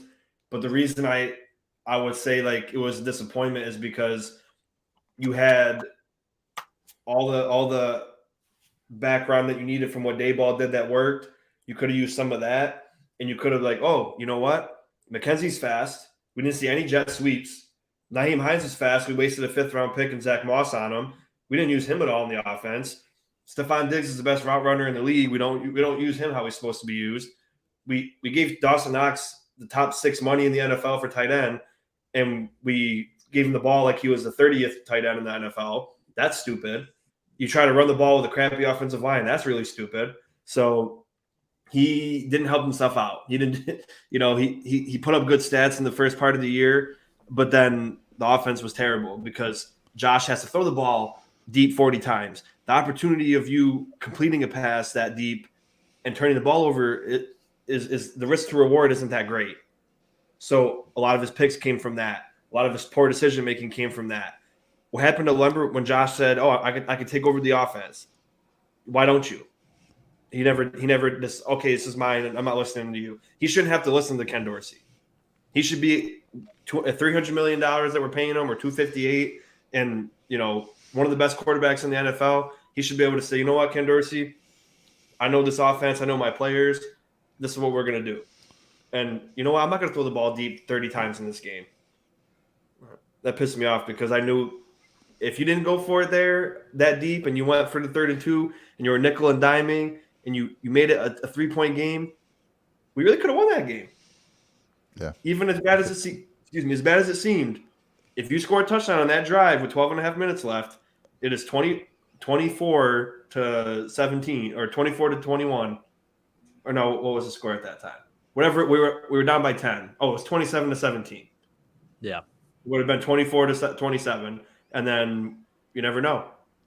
But I'm ready for the GM section. All right. So we're halfway through this show, and now it's going to get interesting. It was already interesting. I mean, a lot of good takes from you guys and a lot of good takes from you folks out in the channel. Halfway through the show, hey, if you're new to the channel, all our channels, please like, comment, and subscribe to our channels. We appreciate it. Red, White, and Bills, Go Bills Podcast, Nickel City Mafia. We appreciate your support. So smash that subscribe button. And again, put comments out there. Not only, I mean, obviously you can have the live comments, but after the show goes, put your comments out there. We really appreciate it. So guys, go put on your GM hats now. Channel, put on your GM hats. Where do we go from here? And I said at the start of the show, we're going to have our guy, Shawn Kula, start us off. Mr. Bean, take over, buddy. All right. Well, I'm going to preface everything with I'm going to give Bean, McDermott, Frazier, and Dorsey one more season. And when I say one more season, I mean the minimum is you have to be in the Super Bowl, and then I'll consider if I want to keep everybody back. But you have to win a Super Bowl. And I say this because we've been ready for 3 years now. And we've progressively gotten worse and worse and worse and farther behind. 2020, AFC Championship. We weren't quite ready. 2021, you choked in the divisional round to the best playoff game ever, right? Then this year, you got embarrassed in the divisional round. And you could have lost in the wild card game. We've been getting progressively worse. And every year, it's the same old excuses. You get Josh on the podium. Yeah, I know it seems bleak right now, but we're in a great spot next year. Oh, that's the same song I heard for the last 30 years of my life, or I'm not even 30, but the last 27 years of my life is, maybe next year. Oh, we'll be great next year. So I give everybody one more year because we're ready now. And yeah, McDermott changed this team around. Bean changed his team around. We're having winning seasons. We're making the playoffs. But it doesn't mean anything if you're not winning the championships. I really don't care about making the playoffs if you're not going to win. Like, it's the same feeling. The drought years, it was still fun, but then you didn't expect anything. Now you expect it all, and you still lose. So it's like it's even worse now. So they need to win. I don't know how much more I can say that. If they don't win a Super Bowl next year, or at least appear in it, that's it. You got to start over. You got to get rid of some people. You got to get some draft picks for the new ownership and the new coaches, and you got to build back up because it's inexcusable how they haven't even appeared in the Super Bowl at this point. But as far as GM goes, I said this before. I'm not going to take credit for thinking of it because I heard it from TD with his team about the Dolphins. We need to focus on one side of the ball, and it's got to be offense because like I mentioned it multiple times in the show tonight. We've had the top 5 defense for years, and it can't win us the game that we need to win. You need to build the offense. We have a terrible, terrible, terrible offensive line. Our best offensive lineman is Deion Dawkins, and he's not even a top 15 tackle anymore. So you have a $300 million quarterback. I'm rounding up. You have a $300 million quarterback, and you protect him with backups. Spencer Brown should never be on the field. Ryan Bates is a ceiling backup. Mitch Morse is serviceable. He's very savvy and smart, but when he plays next to people that aren't good, it shows for him. Roger Saffold was a very big disappointment to me. And then Dawkins was a disappointment to me as well. Brandon Beane, besides the Josh Deere draft, he hasn't really got anybody great. He tries to outsmart everybody else by finding these diamonds in the rough. Oh, that Gabe Davis kid from UCF. Oh, Khalil Shakir from Boise State. all these little tiny people that nobody ever heard of. You think that's going to do anything? And he gets good people, but no game changers. He hasn't drafted one game changer since Trey White, because he was the last pick besides Josh and Edmonds. Josh, Edmonds, Trey White. And like Blake said, you got to reconstruct Josh's contract. You got to reconstruct Dawkins' contract. You got to reconstruct Von Miller's contract, because you need to build the offense. You don't sign Edmonds. You don't sign Poyer. I love them both. I want Poyer here especially, but it doesn't make sense money-wise. Let them go. The defense will – if Leslie Frazier is as great of a coach as everybody says he is, and McDermott's a great coach like everybody says, you don't need Edmonds and Poyer. You should be good enough without them. So let them go. Save $30 million. Go get a great left guard. Go get a great right tackle. Go get a great right guard, or get at least one of them. And then when you get to the draft, focus on your positions of need. Don't go drafting Jake Fromm's in the 5th round. Don't go drafting linebackers in the 3rd round you're never going to use, only for special teams. Don't draft running backs in the 2nd or 3rd round that you don't need anymore. Stop doing these wasteful picks and being stupid with your picks. People like Brandon Beane's a wizard. He's a genius. The only thing he's doing, he's screwing us for the future. You're backloading all these contracts. You're drafting terribly. It's all covered up because of our record and because you drafted Josh. If he never drafted Josh, he would have been gone already. Josh basically saved Josh started Brandon Beane's wizardry, and if he didn't draft, he took a gamble with Josh. If he didn't do that, and we picked Josh Rosen, the Bills would never have made the playoffs yet. We'd still be in the drought. So I like Beane. He's done a lot of great things, but I don't really think he's a genius anymore. I really don't, because tell me one person that's been great, not above average, great, that he's drafted besides Josh and Trey White ever since that year. Tell me one person. I don't even know if we could. Everybody's good. And then he wants to say, oh, we're going to go through the draft and get low-budget free agents. You want low-budget free agents. What did the Bengals do? Lyle Collins, Kappa, Ted Karras, $100 million on the offensive line to win a Super Bowl, to get back to where they wanted to get. That's what you have to do. You can't just, I'm going to get a 14-year vet, Roger Saffold. We're going to be a great offensive line. How'd that turn out? How did that low-budget free agent turn out? How did Van Roten turn out?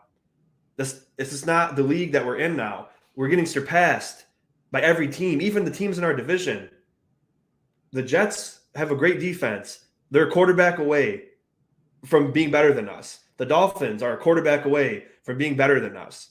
The Patriots, I don't know where they're going to stand, but we're not in a great position. We're really not. So if I'm the GM, I'm letting Edmonds walk. I'm letting Poyer walk, go test the market. If Blake said you could cut Hines and then you get $4.5 million, you got to sign Singletary back if that's what you're going to do. So keep Singletary and Cook, and then you have Duke Johnson on the practice squad. You focus on getting a quick wide receiver from a top school who can separate, because besides Stephon Diggs, nobody can separate. And that's an issue, because in the NFL, you need separation. That's the problem with, like, Brett mentioned the offensive problems, like Josh isn't going through his progressions and stuff. That may be true, but he doesn't have time to go through his progressions like he should, because our offensive line's so bad. And then McKenzie's trash. McKenzie goes 25%. So every 4 games, he's got one good game. That's not good. You can't trust that. I don't trust that. Khalil Shakir could be great, but McDermott doesn't give him a chance. He doesn't give any rookies chances. And I don't blame Beane for that. Beane drafted him because he likes him. And then he's like, you know what? He's got to earn his keep to play on my team as a rookie. He's going to get like maybe 5 snaps a game. That's not how you develop people. If you're on the job training, if you're a plumber, and then your employer's like, yeah, he's a rookie, so I'm going to give him like 3 hours a week instead of 80 hours a week like everybody else. And we'll see how good he gets next year. We'll see how, if he works his butt off in practice, he'll be ready for the second year. Look how that worked with Boogie and Epinesa. You're holding these guys back. You drafted Epinesa at 285 pounds, as a DN, he was dominant in college at Iowa. He was a beast. He was quick even at 285. You made him lose weight. He's now 240, and he gets thrown around like a rag doll. He's fast. He gets thrown around like a rag doll. You drafted Ed Oliver, who was a great pick, but he's undersized, and then you don't use him well in your defensive scheme. If you don't have another dominant player on that defense, Ed gets double teamed, and like I said, he can bust through, but not every time like a Chris Jones or an Aaron Donald. You need a big, like Jordan Phillips. He was great, but he got injured all year, so I think he could have been a great fit. Daquan Jones was good, but you can't just rely on these low-budget free agents, Misfit. Those are just away from being the Texans. Oh, yeah. I mean, basically, he's talking about Josh Allen. Josh Allen's injured. We already talked about it. I mean, this team is 6-win, 7-win team, maybe. And that goes to the GM and to the coaches. We didn't build this team properly. Look at the Chiefs did. The Chiefs, as much as everybody hates them, they've been in this AFC Championship for 5 years. Granted, we got the 1 seeds taken away from us, so who knows what happened. That 1 seed seemed to be really good in this year's playoffs, especially because we had a bye in week 6. So that could attribute to maybe they're just tired. I mean, that's an excuse, but that 1 seed was important. But anyway, the Chiefs got rid of their best player, and now they're better than they ever been. They got Juju, MVS, Noah, whatever the heck his name is. These people that aren't top receivers, but because of their offense, they have 3 Pro Bowls on their offensive line. You got Pat Mahomes, and you have Travis Kelce. Every year they've been a Super Bowl contender, and they still have draft picks because they got rid of Tyreek Hill. We have no draft picks, no capital, and we have Stephon Diggs and Josh Allen. We have a lot of problems, whether we want to admit it or not. Yeah, 13-3 was nice, but it didn't get us anywhere. It really didn't. And then you look at next year, we have a lot of holes to fill. We don't know what we're going to do with safety. We don't know what we're going to do with linebacker because we don't know who we're going to sign or not. Your defensive line is filled with good people with potential, but you held back Epinesa and Boogie Basham. Luckily, they let Rousseau play his rookie year, but it's so infuriating that Brandon Beane drafts these guys and he's like watching McDermott and these people on the offensive coaching staff. Yeah, we don't need to put this rookie in. Isaiah McKenzie and Jake Kumaro are way better off than Khalil Shakir or Isaiah Hodgins or whoever. That's a great move. You have to develop these players with game reps. So if I'm Brandon Beane, I'm telling the coaches, I drafted this rookie who's supposed to be great. I did my homework on him, and my scouts did homework on him. You got to play this guy because in year 2, what you think he's going to be is not the case because you didn't give him any opportunities in the year 1, and that's what you need. So stop changing people when you draft them. You drafted Epinesa at 285, let him play that weight because now he's trying to learn how to be 240 and push around 330-pound tackles. So leave people how you draft them, develop them, and let them actually play so they can become a great asset to your team. Focus on the offense, protect Josh. You don't even have to get a T. Higgins or Jamar Chase. You have Stephon Diggs. Get a comparable receiver who can separate and catch the damn ball because Gabe Davis has a 50% drop rate. He had 54 catches on 102 targets. And a lot of them, could be overthrows or whatever, but he had the highest drop percentage out of any receiver, and he dropped it in big spots. So Gabe Davis needs to fix – if he can fix that, then that'll be a good hit in the draft. If Gabe Davis can run more than 3 different routes and get open and catch the ball, that'll be really helpful. But it's just a lot of problems. The coaching staff is on the chopping block for me because with all the talent we got, it's getting wasted, and you're wasting Josh's prime years. Josh isn't going to be able to hurdle over people and be a hero forever. So you really had to think about, I got to build this team. We always talked about depth. It turns out we really didn't have any. We really weren't as good as we thought we were. And, it really stinks. And I'm looking at next year already, like NFC East, AFC West, AFC East, 10-7, first round exit is what I'm thinking as of this time right now. It could change signing free agents and drafting. But when I'm thinking about it right now, we might 10-7, maybe win the first game in the playoffs. But everybody else is getting better. They have capital. They have great players. They have people on rookie deals. And then they're taking the most of it. And what are we doing? We're settling. We're settling for low budget free agents. We're not protecting Josh Allen. We have a terrible offensive line every single year. And I know we've only had a channel for almost 2 years now, but I've been saying it for the last 3, just talking. The offensive line is terrible. You cannot win without a great offensive line. So get a good offensive line. And as far as the defensive goes, you have to get one more game wrecker, whether it's a defensive end or a D tackle, because if you have Vaughn and another person who can really wreak havoc, then that would be great. Because if we're going to stay in the soft zone coverage, it doesn't matter if you got Trey White, Jordan Poyer, or Micah Hyde, or Matt Milano back there, because we still get carved up when it matters most. So get another game changer on the defensive line to go with your good players. And then, again, I always said Von Miller is going to play dividends to these young guys like Greg Rousseau, Boogie Basham, AJ Epinesa, Ed Oliver. It's going to come. But right now, they weren't ready to be, I'm going to take over the game. They weren't ready to do it. And when Von was playing, they were able to get one-on-one looks and then do really well. But it's imperative. Offensive line, maybe another receiver, and definitely another game changer on the D-line. So you can let Edmonds walk and Poyer walk just so you can get another great player on your offensive line. Shawn, you know what's a problem? I don't know what you did to Miss Finns, but she's coming in hot today, man. She's coming in with the you know what, Shawn, was it you who said this though? You can win. You can't win with a bad O-line. You don't need the best O-line. You just need a serviceable O-line. I don't know if we would have a serviceable O-line though. That's the thing. That is a very good point. And Miss Finns, I don't know. You did. I don't think you came in earlier when I mentioned it. The backups that Cincinnati had, a couple of them were first and second round picks from great schools like Clemson. So yeah, Jackson Carman, he's a stud. Yeah, I think he's going to be a starter. I think Carman was better than the person they had starting originally because he was the worst 100%. One on their line. He gave up like 25 sacks, I think, out of like the 50 Joe Burrow got sacked. But yeah, he's definitely the future left tackle for sure. Good one with the bad O-line. Did Burrow win the Super Bowl though? He didn't win the Super Bowl, and he lost the Super Bowl last year too. So yeah, you can get some certain places with it, but you can't win without a great offensive line. The Eagles, look at the Super Bowl. The Eagles had the best offensive line, number one. The Chiefs, 3 Pro Bowlers, like actual like voted All Pro, not like Tyler Huntley and Derek Carr getting put in the Pro Bowl because people declined. These are top 5 offensive lines, and they're in the Super Bowl. So you don't need a great O-line to win, but to win a Super Bowl, how many Super Bowl winners had terrible offensive lines? Look at the Patriots. Every year they were a top 10 O-line. They got 6 rings.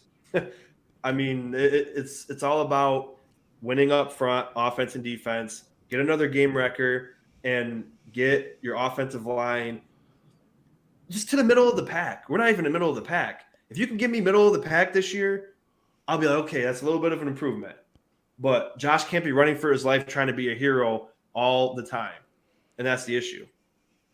But yeah, thanks for tuning in, Miss Finns. Thought we were gonna miss you tonight.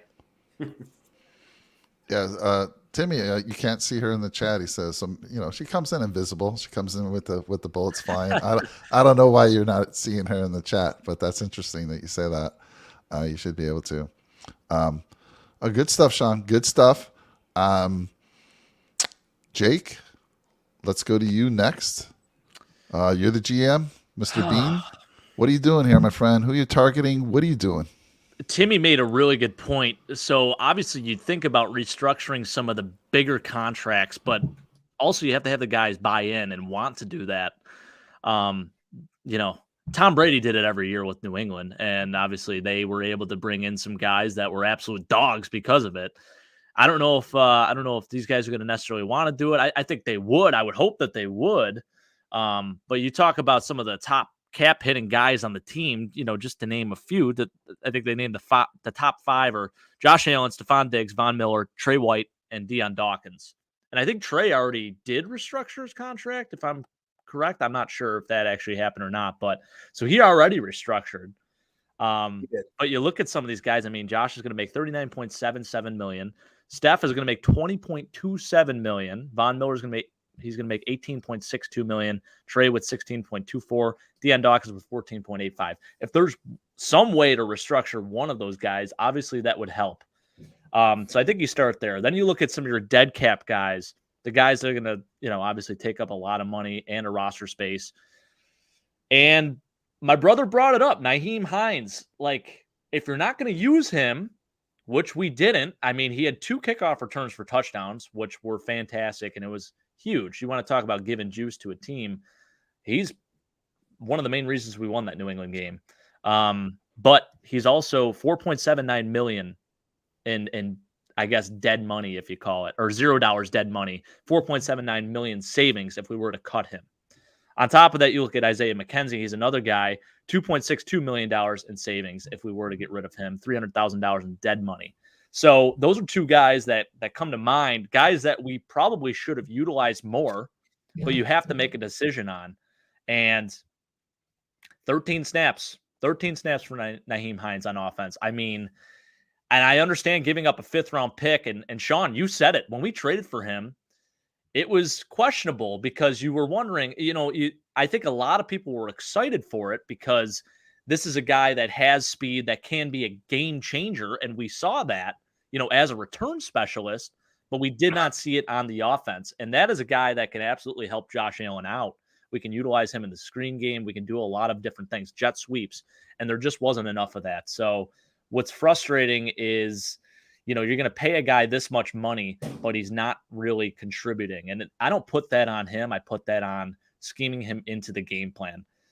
Another guy, Isaiah McKenzie, I don't think he lived up to the hype, obviously, but I do think he was underutilized still. He wasn't given enough opportunities to make those plays. He did have some drops in crucial situations, but, it's tough. Thank you, Ms. Fins. I appreciate the hell out of that.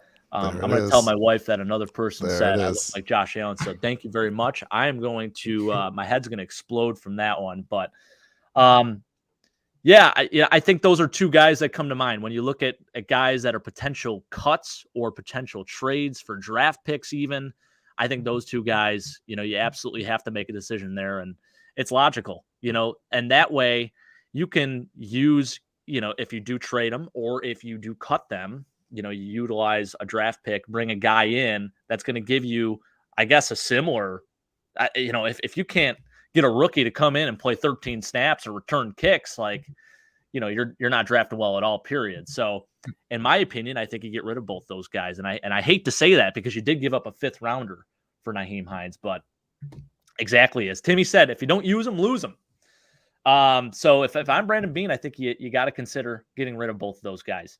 As far as the draft goes, I don't think we're going to do anything in free agency.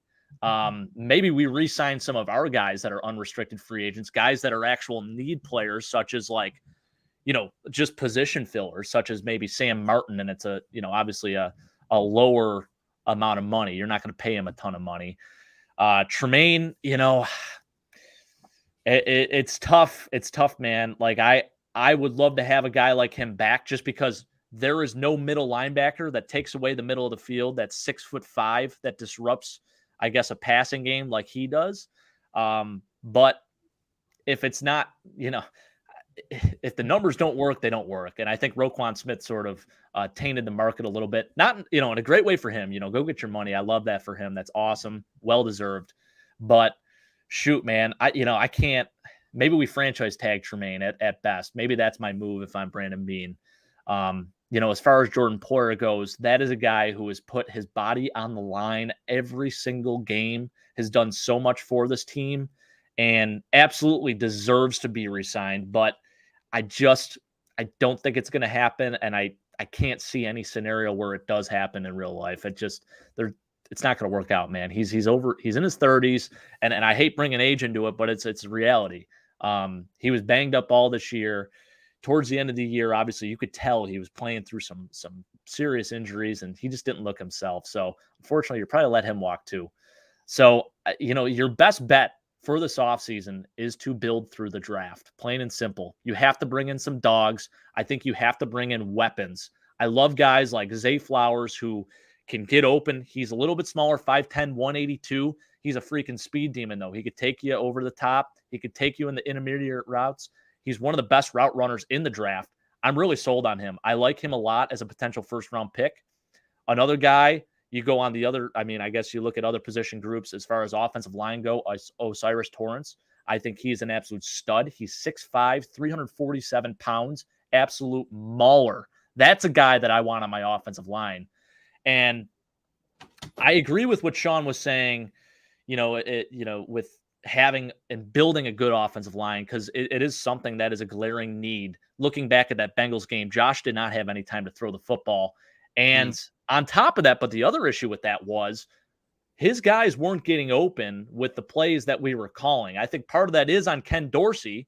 The other part of it is you got to have some trust in your receivers. He didn't have the trust in his receivers, and guys weren't always getting open. They did a really good job in coverage. So that is certainly a glaring need. Receivers, O-line, I think running back is something to maybe talk about, especially if you do get rid of Nyheim Hines. I know Bijan Robinson has been mocked to us too.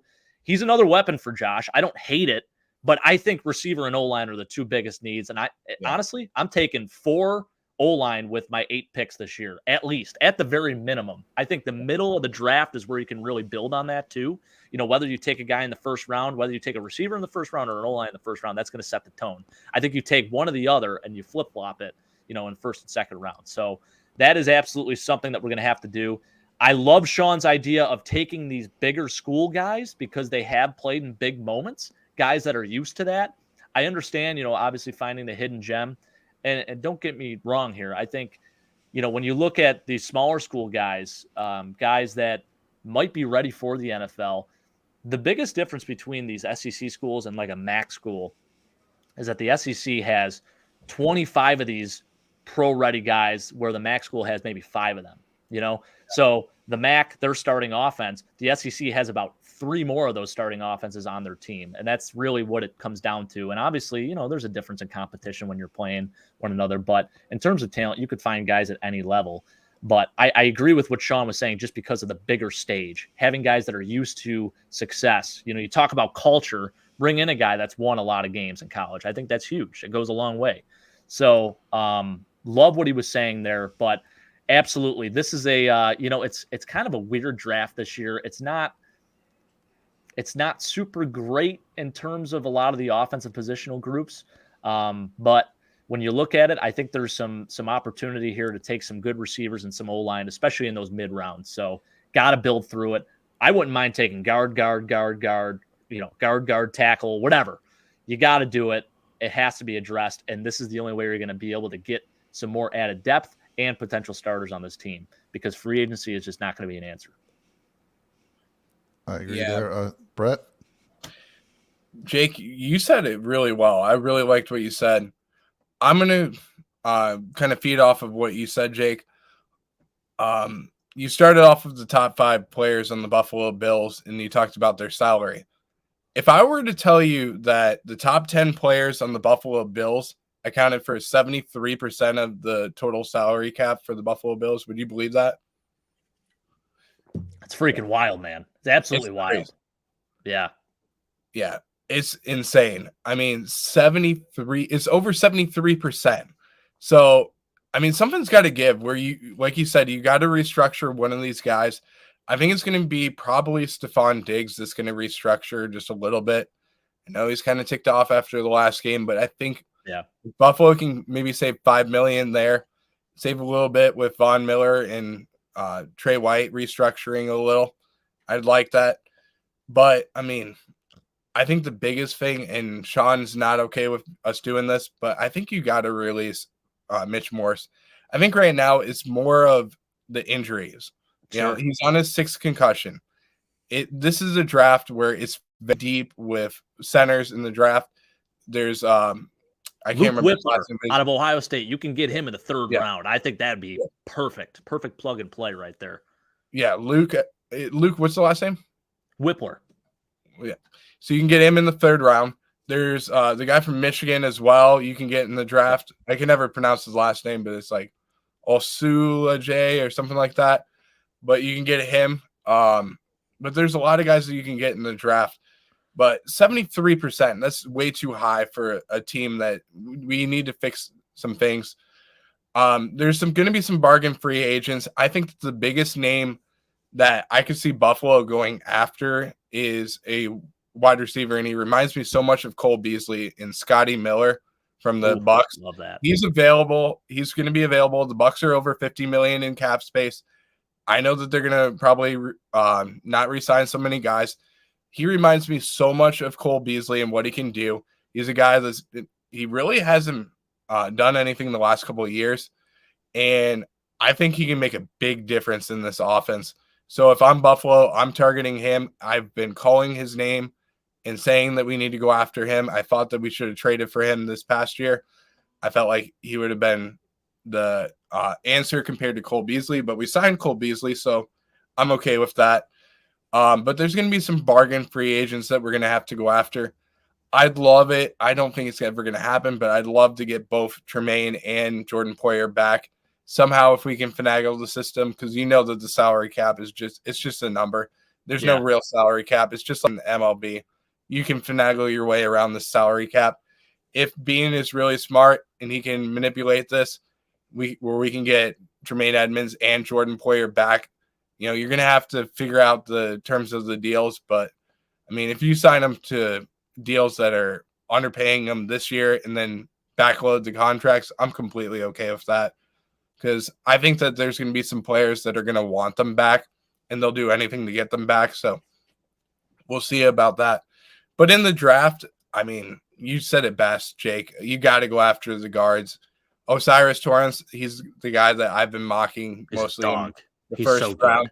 He's so good. I mean, that zone blocking coverage that he does, he's incredible. He does a really good job in the run game where he's a bully, and he just gets to that second level and just destroys players out there.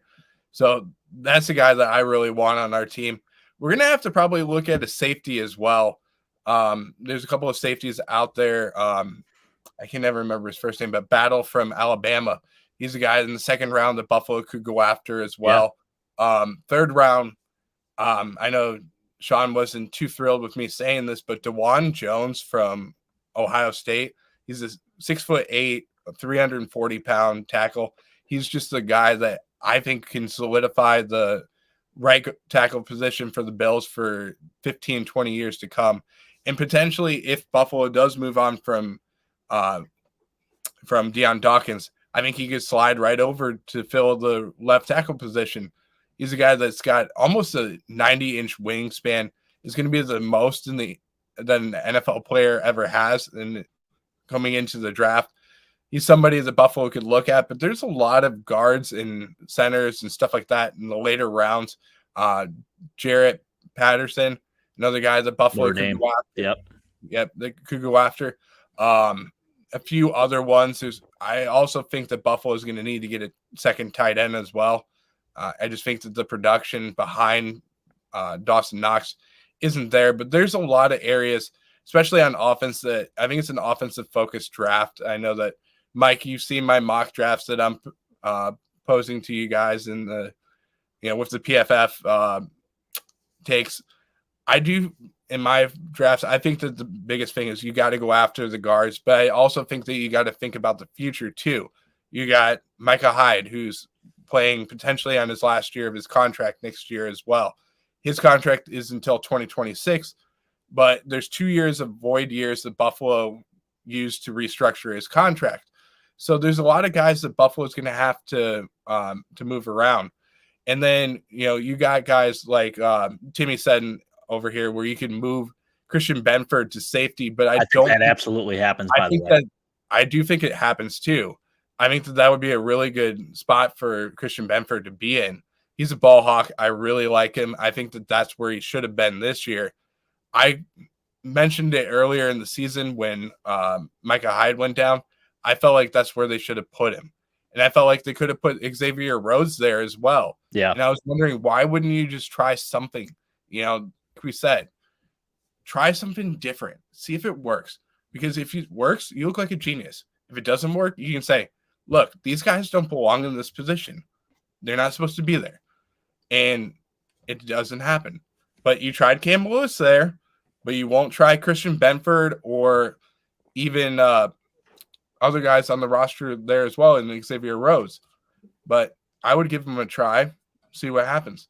But I also think that there's positions like linebacker that Buffalo could go after. There's Noah Sewell from Oregon. I really like him. I think the Buffalo could go after him. There's another player, I can't remember his name, from Jackson State. In the later rounds, he's a 6th-round selection that Buffalo could go after as a linebacker as well. And I think that this is a draft where the depth is there. Yeah, it's Aubrey Miller. Yeah. Aubrey Miller, yeah. But there's guys that you can go after in the draft. You can find these players, and you can make a big impact on your roster. And, I mean, I can't wait until the first mock draft comes out. I hope that we can do, like, our different mock drafts throughout the weeks and everything and put them on the show and everything and talk about them once a week or something like that. Because I think this is going to change very soon when you got the Senior Bowl coming up. You have all these different bowl games that are coming up for all the different players. And you got the scouting combine. You have other events as well. And I'm looking forward to this time of the year because this is my favorite time of the year because there's going to be guys that you haven't even heard of that are coming out as well. So I'm looking forward to that. And I can't wait to see who the player is. That's somebody like a Tom Brady, who is projected to be a round pick that turns into a 2nd or 1st-round pick. I can't wait to see that this year. I love it, Brett. I want to put a question out to both of you guys. So we talked about, I think Slinky had mentioned we need a slot receiver, which I 100% agree with him. I think there's a couple guys that can fill that void. I talked about even potentially, cutting Isaiah McKenzie and then having to replace him just because he does take up like $2.79 million. Right. Would you guys, just based on the depth that we have at defensive tackle, like I know you talked about Ed Oliver and potentially re-signing him because that's going to be a decision that we had to make. We picked up his 5th-year option. But he's been up and down, man. And Timmy brought up a really good point, too. At the beginning of the show, you talk about guys that were drafted after him in that draft class. Ed Oliver's been good. But Dexter Lawrence, Jeffrey Simmons, Christian Wilkins, they were all in that draft class. I think all of them are better than he is. And I think they've all played at a more consistent level than he has. We have guys like Tim Settle, if we bring back Daquan Jones, Eli Anku, who's hopefully coming back. How would you feel about trading him? He's taken up like $10.5 million on the cap this year. Would you trade? And this was a trade that was floated around. I saw it on Twitter, and I'm like, that actually kind of intriguing to me. Ed Oliver for Hunter Renfrow. I don't know if it's straight up or if you trade him, player for player. Doesn't happen often in the league, but what if you go Ed Oliver and, Ed Oliver for a Hunter Renfrow and a pick or something like that? I mean, would you be open to that? I 100% am on board with it. I know people are kind of up in the air about it, but this is a guy that it's essentially a younger Cole Beasley. Obviously, you got to utilize him the right way, but how do you guys feel about that? I'll let Mike start. Yeah, so I had him as a talking point for me. So first of all, for your question, Renfrow doesn't feel like a straight up. I mean, I feel like Renfrow, I watch him. He's decent, but I want Khalil Shakir. I want Khalil taking that spot. Okay. I did say, though, for Oliver, he's going to get $10.7 million. No matter what, you can't cut him or whatever, release him. He's going to be dead cap, same amount, $10.7 million. Yeah. But I am up for the trade if we were able to throw in a draft pick. I am up for the Renfrow move if we get an additional draft pick. That I am. Not a 1-for-1. My note was just basically, he hasn't lived. He's been MIA this year in many important games. And again, you guys are saying he was getting doubled in that game against Cincinnati, but there were prior games that he was missing in action. So for me, I maybe look to trade him, like you said, Jake. Not a 1-for-1 for Renfrow. Maybe another person. Or you just trade him straight up for a pick, because then you kind of if you can move up on that board, maybe in the first round with him. Yeah. I'm all for it, man. Let's do it. But I'm going to get into my stuff in a little bit. I want to keep the defense somewhat good this year, but it's going to be about building up that offense, like most of you have been talking. I'll throw it to you, Brett, to answer the question, and then I'll get into my stuff and then we'll close this thing out. I agree. You can take him off the books and everything, But I think that the impact that Ed Oliver has on our team is totally different. I mean, I think that this year he did have a really good year. He was beaten up quite a bit this year where he was double teamed in situations and they pretty much took him out of the game. That's why you haven't heard his name as much this year. I felt like when you did hear his name, it was when Miller was out there on the field. But once Von Miller was taken out of on the Thanksgiving game, you haven't really heard his name nearly as much. But I really think that Buffalo should re-sign him. I think that he is the long-term solution at defensive tackle for the Buffalo Bills. And I mean, I know his numbers, it's $10.5 million that you can save. But if Buffalo is smart, he's on a down year. I can think that you can definitely re-sign him for potentially a low contract. It wouldn't be too much. I think right around $8 million is right where he would be at. So, I mean, if you sign him to a 6-year, $48 million. One correction, Brett. He is under contract this year for $10.5 million. So it's not like we have to do anything with him right now. Right. He is under contract. Yeah, we could just stay put. Yeah. You could stay put, but I mean, that's a big cap number, though. Yeah. So, I mean, if you re-sign him for, 6 years, $48 million, that's $8 million a year. You're saving $2.5 million overall, for this year. That's $2.5 million that you can put towards a really good player. You can put it towards Tremaine Edmonds or not Matt Milano, but Jordan Poyer. But I mean, you could also do it where you take money off of the contract at the beginning of the terms.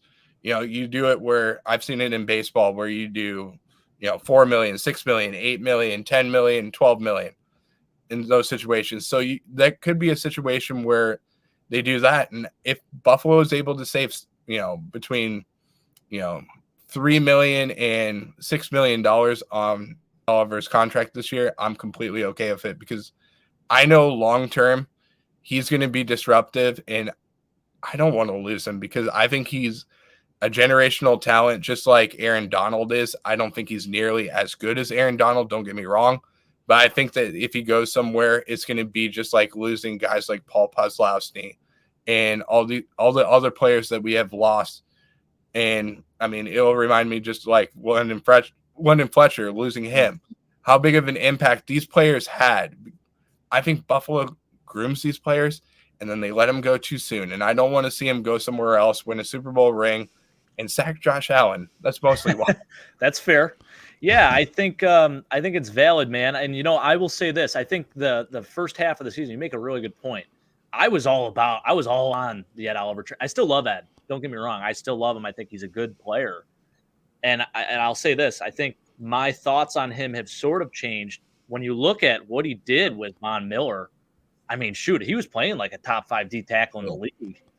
And then there was the Detroit game where he played really well when Von went out, and he really stepped up. There were a couple games, the Dolphins game, there were, a few games in between too, but it felt like it was every other game. And to pay a guy a lot of money at the defensive tackle position, especially when you have guys that are kind of coming up like Eli Ankou, and you have DeQuan Jones, you have Tim Settle, you have guys that are capable. I just feel like you can utilize that money and put it elsewhere to like maybe an offensive weapon or something like that just to help Josh out more.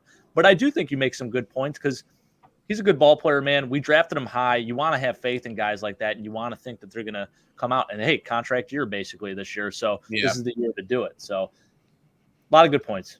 And I'm going to go with Tim's comment. I do think you can restructure the contract if you re-sign him to a long-term contract.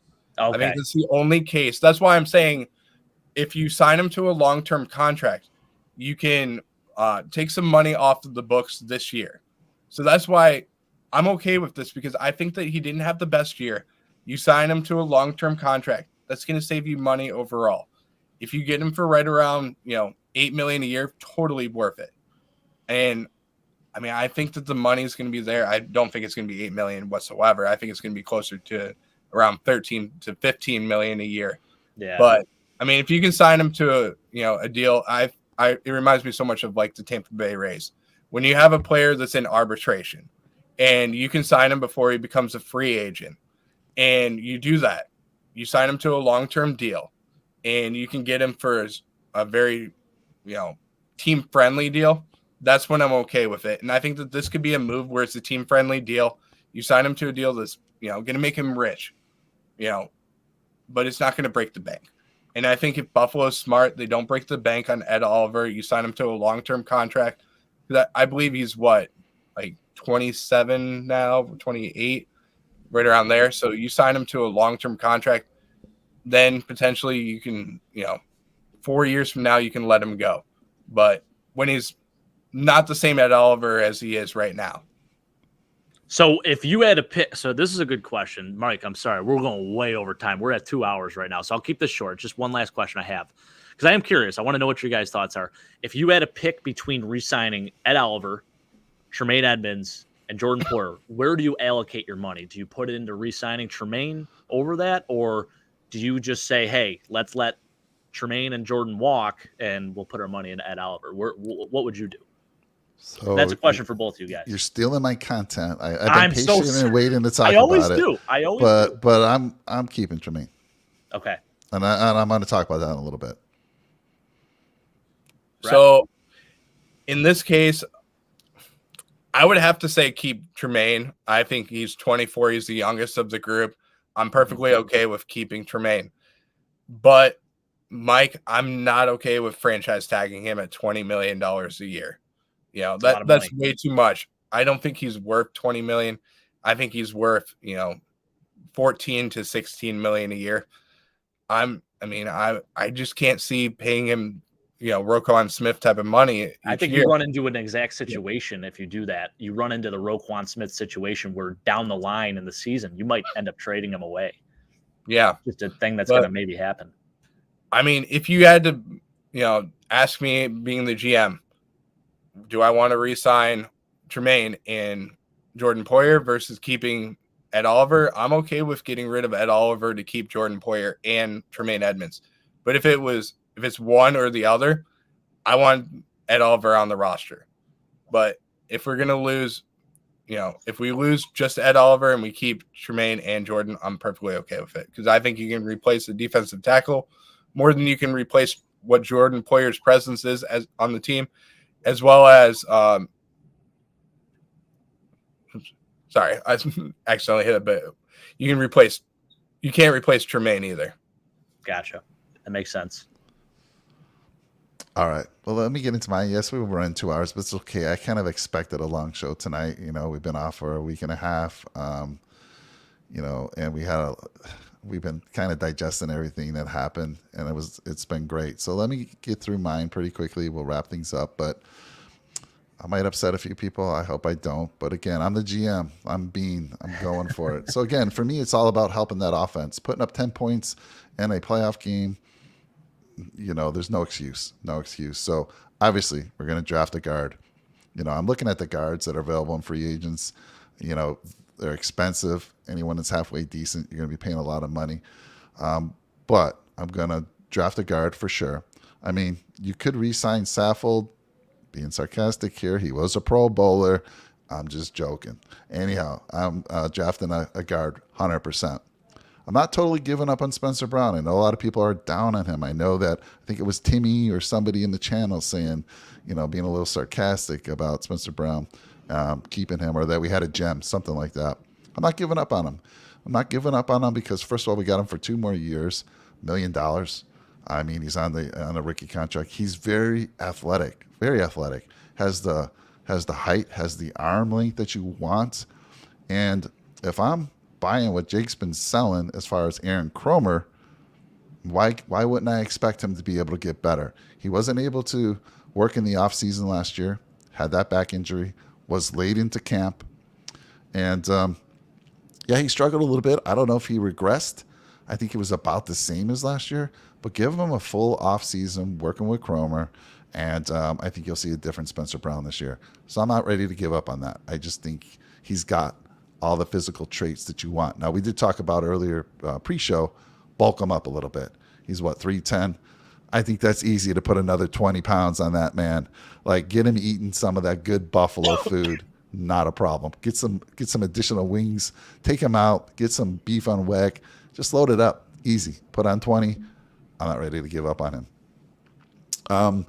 Center, draft a center to replace Mitch. I don't want to lose Mitch. If Mitch decides to go on his own, then great. Good for Mitch. But if he doesn't, if he wants to play, why do I want to lose the drummer of my band on that offensive line? He's stellar. And like Shawn, I think it was Shawn was saying, he'd be a much higher rated center. He's great as it is. But yeah, the two guards that were next to him definitely struggled this year. So I want Mitch to stay. And if he can, I know we're going to pay him $11.2 million if he stays. And yes, you can save $6 million. But if we're going to change other areas on that offensive line, I want Mitch there. So again, I would draft the center. We do have Bates. Bates can slide over to that center position. Maybe if if Mitch does retire and we draft someone, Bates can slide over until that person's ready. For me also, I want a big offensive player, big physical wide receiver. I know you want a fast guy. I'm okay with that. I'd love a big physical receiver. Now, I did look, and I think somebody already said it in the channel. I don't think the wide receiver draft this year is anything close to what it was last year. Nowhere near it. You'd have to trade up pretty high in the first round to get two of the best guys on the board. You'd have to get up to a top 10 pick or something like that. But I like the guy Zay that you mentioned, Jake, and I'm sure we could get him. Where do you think he would fall? Second, third rounder, fourth round? I've seen him going in the late first round. I've seen him going early second round. I've seen him going in the teens in the first round. He's a legitimate player. He is a game changer. I'm telling you right now, Mike. I know you're not a big fan of him just based on his height and weight and stuff, but don't let that deceive you. He runs angry with the football. Kind of reminds me of Antonio Brown a little bit. Okay. But I think he's obviously highly regarded. Antonio Brown was a 6th-round pick, whereas I think he is absolutely a first-round talent. And I really, really like him. The more film I've watched on him, the more and more he's winning me over. I think he's an awesome option. I know a lot of people love Jordan Addison too. Is he going to be available there? Do we have to trade up for him? That's probably what we would have to do. So this is where I think, you talk about adding weapons to the team. Maybe you can add both. Maybe you can add a speed guy. Maybe you can add a big physical guy, and you can go back to back. Maybe you trade Ed Oliver and you get a second round or a first round pick or something like that. There's a lot of things that we can do, but I'll let you continue with your points here. Yeah. So again, I'd prefer a bigger wide receiver, but again, looking at the wide receiver class, again, you'd have to move up quite a bit to get somebody like that. But I'm okay. If he's a playmaker, Jake, we just add in a playmaker. And then hear me out on this one. Get me a big physical running back. Nice. Give me a big physical to complement James Cook. Now, listen, I love Devin Singletary. I do. And he won me a nice bet this year against Jake.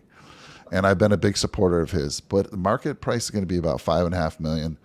And I hate to say this, he's not a game changer. He's really not a game changer. Is he a guy that who was it? Like a Delvin Cook. And again, you're not going to get a Delvin Cook, but I'm saying he's not a game changer. It's not like, my God, the Bills need something special to happen, and all of a sudden Devin Singletary is going to break a 60-yarder for a touchdown. Just not that type of guy. So for me, again, give me a weapon. Could be a running back, could be a receiver. Get Josh more support there. And again, you talked about slot receivers. You get a number 2, Jake. I mean, Gabe Davis would be a hell of a slot receiver. Yeah. Hell of a slot receiver. That's where he operated his first 2 seasons, really. Yeah. Yeah. So, you still got your guy Doyle that you were a big fan of. I mean, he was coming off injury. He'll be back. Tommy Doyle, offensive tackle.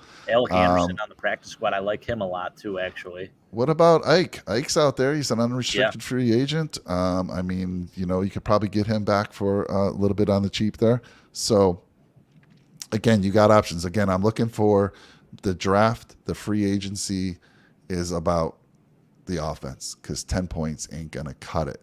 Now, I would like the defense to kind of stay. I mean, they're going to take a dip, and I'm going to talk about that right now as well. So March 7th, 4 p.m. Eastern time is the deadline to apply the franchise tag.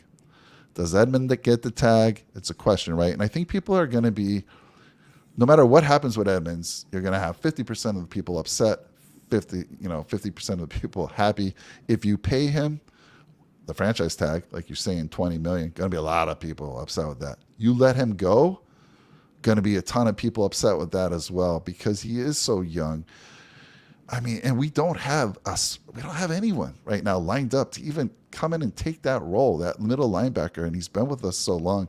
He's a guy, Brett, if we were to lose, I could see him doing big things coming back to haunt us. Yeah. It's not a guy I want to lose.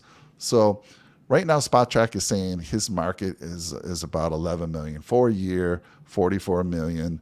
I think they're a little low there. That's generous, I think. Right? I think they're a little low. That's what they're saying. Spot Track typically is a little low, but still, I work out a deal with him. Yeah. I hate to say this too. I don't bring back Poyer. I'm sorry. Love the guy. Yeah.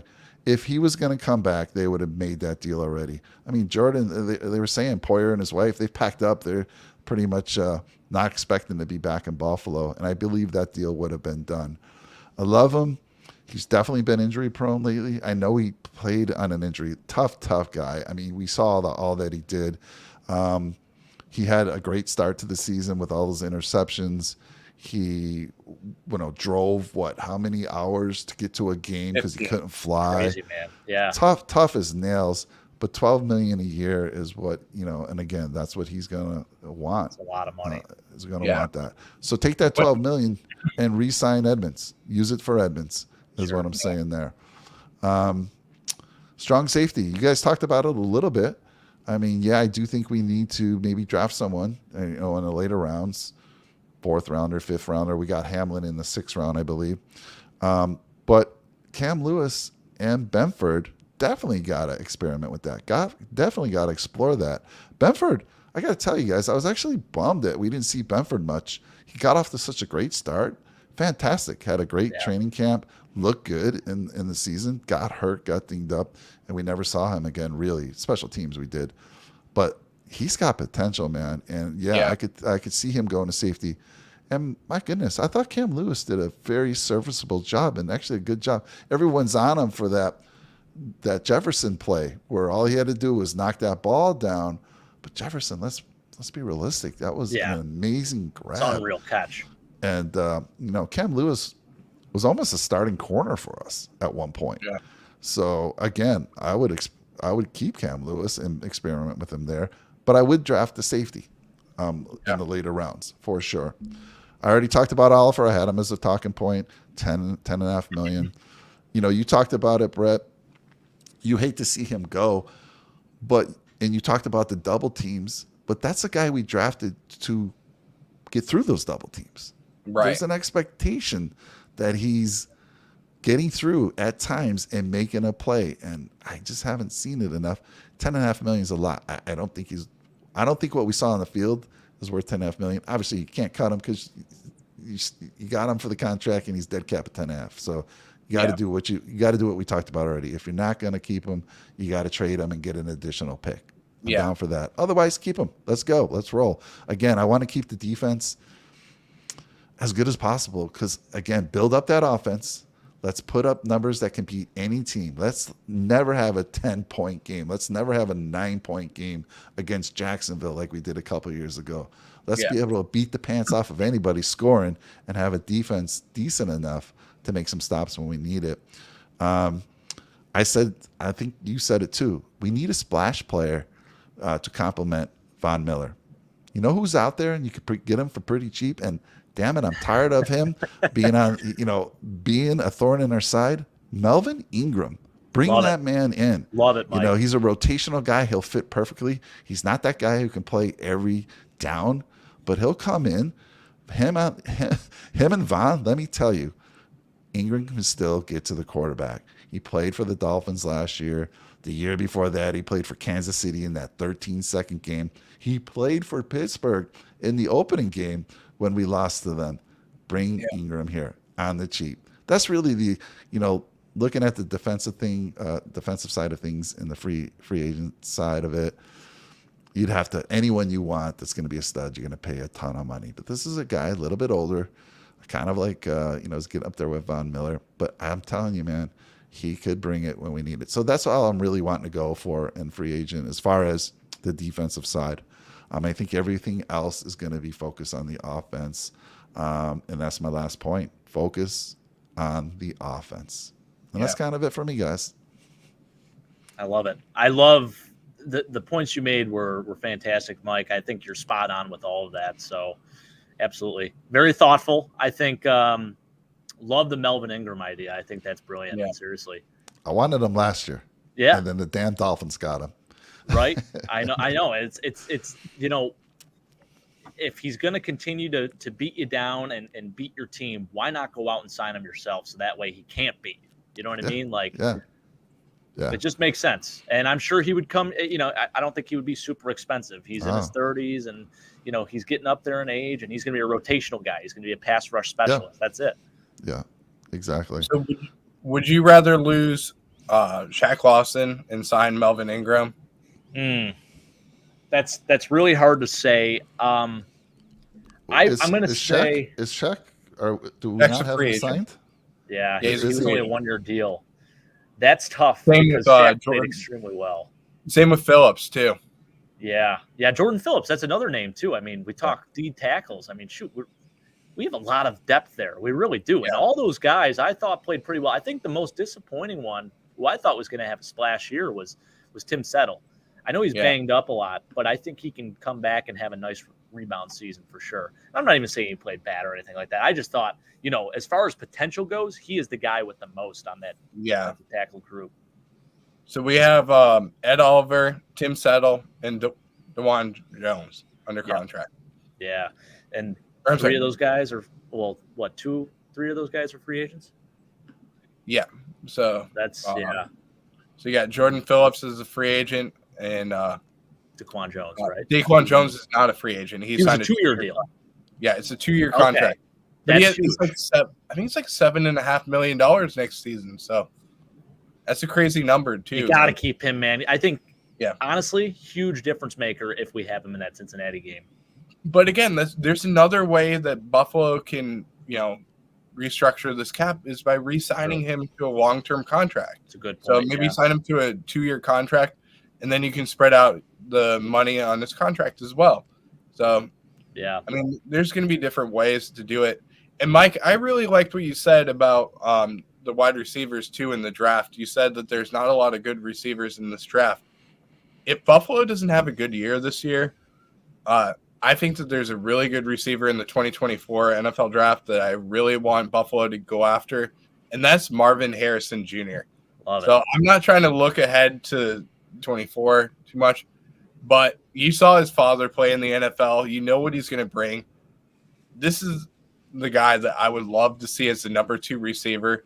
I can see the comparisons of Stephon Diggs and Justin Jefferson. Now you have, 2 guys just like that, and Stephon Diggs and Marvin Harrison going down the field. You can, he can run almost any single route that's out there. And then you just find that slot receiver that can dictate the middle of the field, and you got it covered. Yeah.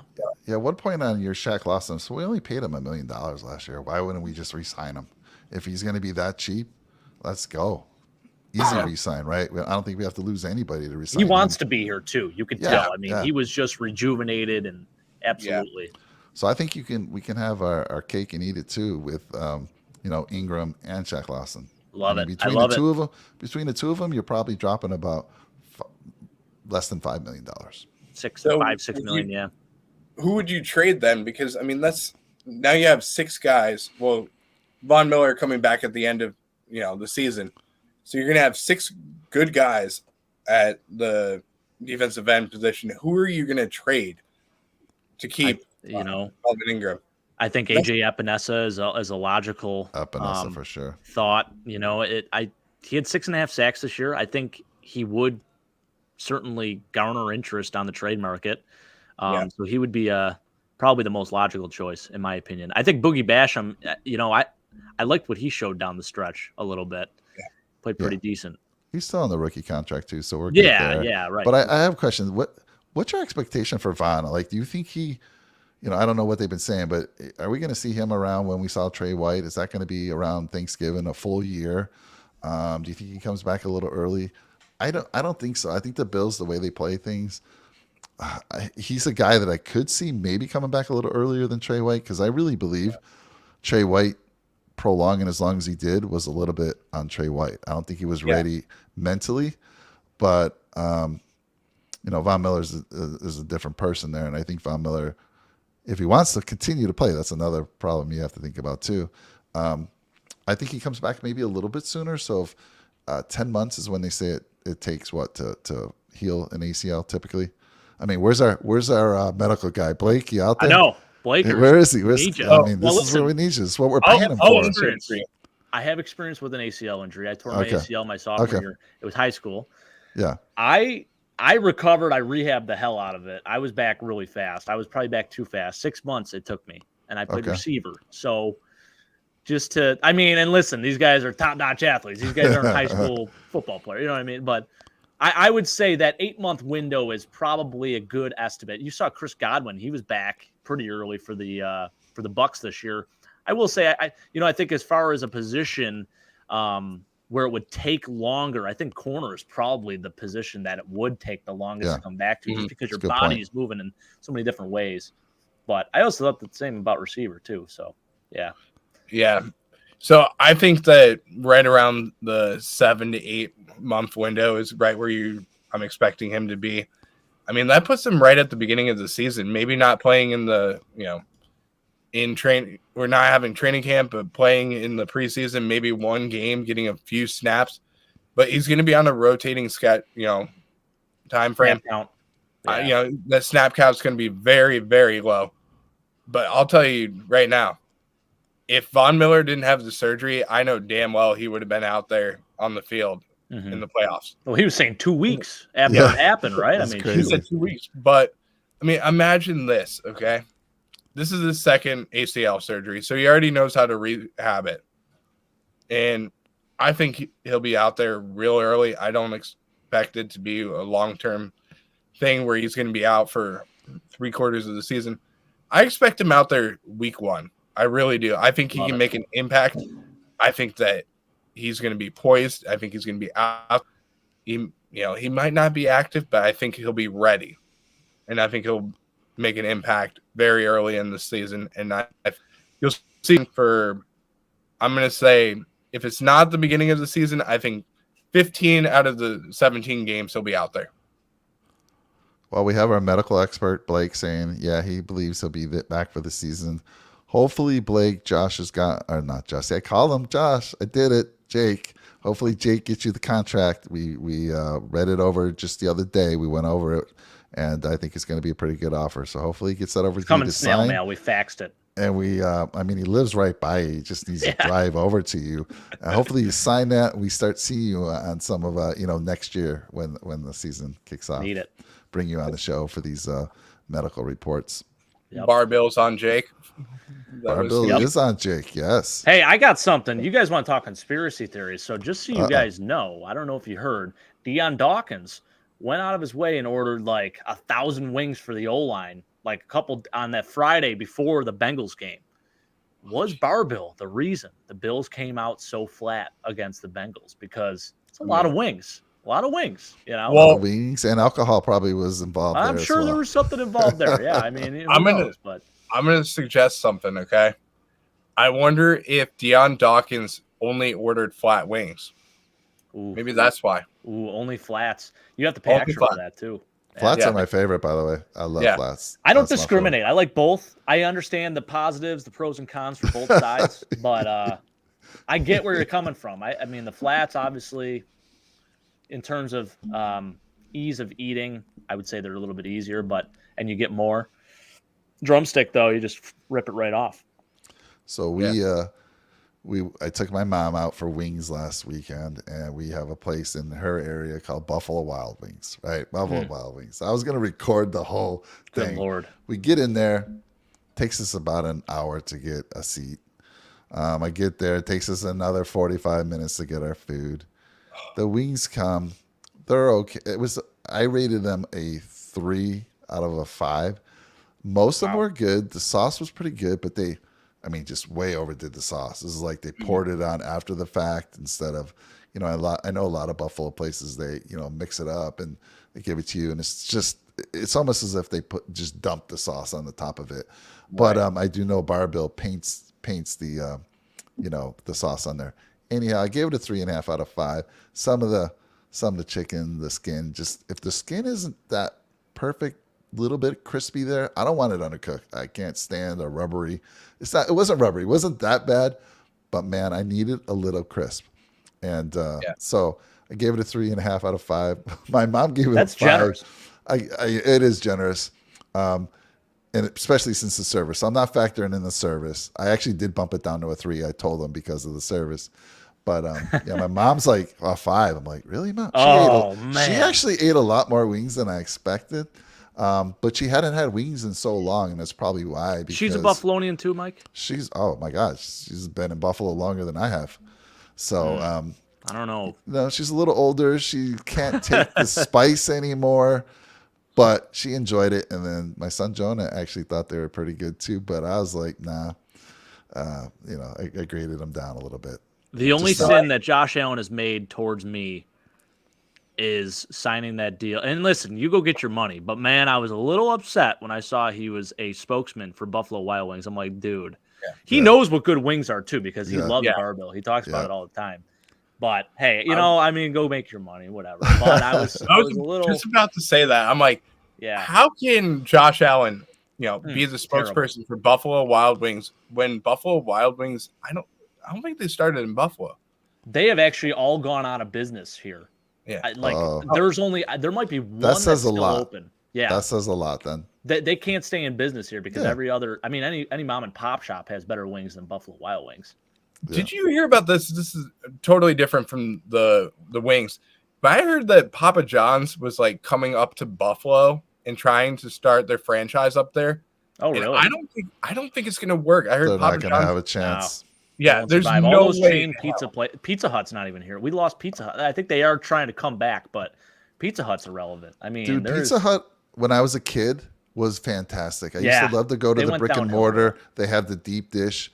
Then they changed the recipe over the years, and they went downhill. But my God, I can remember the days going with my grandparents. It was right there, and not quite. I don't think it was Abbott Road, but that little brick and mortar place. Deep dish pizza was amazing. Love that place. Now, I can't stand it. You'll never see me ordering from them. They just change things. So down here, we have a Pizza Hut. And it's still the Pizza Hut buffet style, so you can sit down and like they have the menu still and everything, and you can order off the menu and sit down and eat your meal and everything. I think it's freaking cool.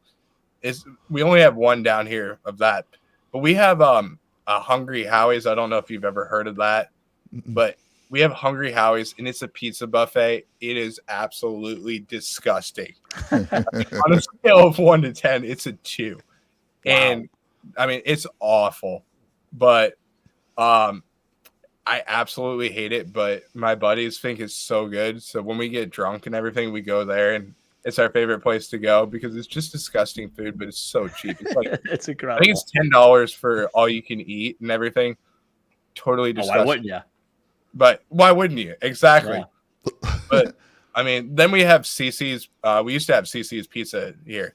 We got rid of the cinnamon rolls. There were phenomenal. No, it's not even the cinnamon rolls. It's the fudge brownies.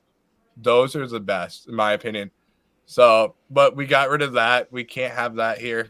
And I saw up in, I think it was in Canandaigua, that they had a CC's Pizza. And I'm like, oh, we got to go now. So we went to the CC's Pizza. It was freaking good. And I'm like, I saw on a commercial they had CC's Pizza up there. And I'm like, you guys have CC's Pizza? I'm like, I thought that was just a Southwest thing. And people are going, no, we have them like all over the place up here. And I'm like, how? Interesting. So if you haven't tried it, CC's Pizza, it's like, I think it's $4.99. I've only had it down south. Aren't they buffet? You go it's to a pizza the buffet, but it's like $4.99. We've been there, and actually the kids liked it. It's funny how we always get on the food here. Yeah, I was just gonna say, whenever it's us three, we always end our show talking food. We are gonna do. We've been talking. We're gonna do that. We're gonna do that show for sure. We're gonna do a little steak. I want to say this. We got to stay online until midnight, because then we can have our midnight snacks and everything. We're good. We got another 22 minutes. We can just keep talking about pizza and everything.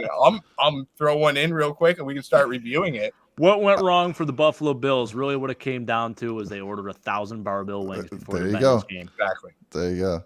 I can save Papa John's a lot of money. If you're listening, Papa John's, do not go near Buffalo. Your pizza's not even close. We have a lot of Papa John's out here.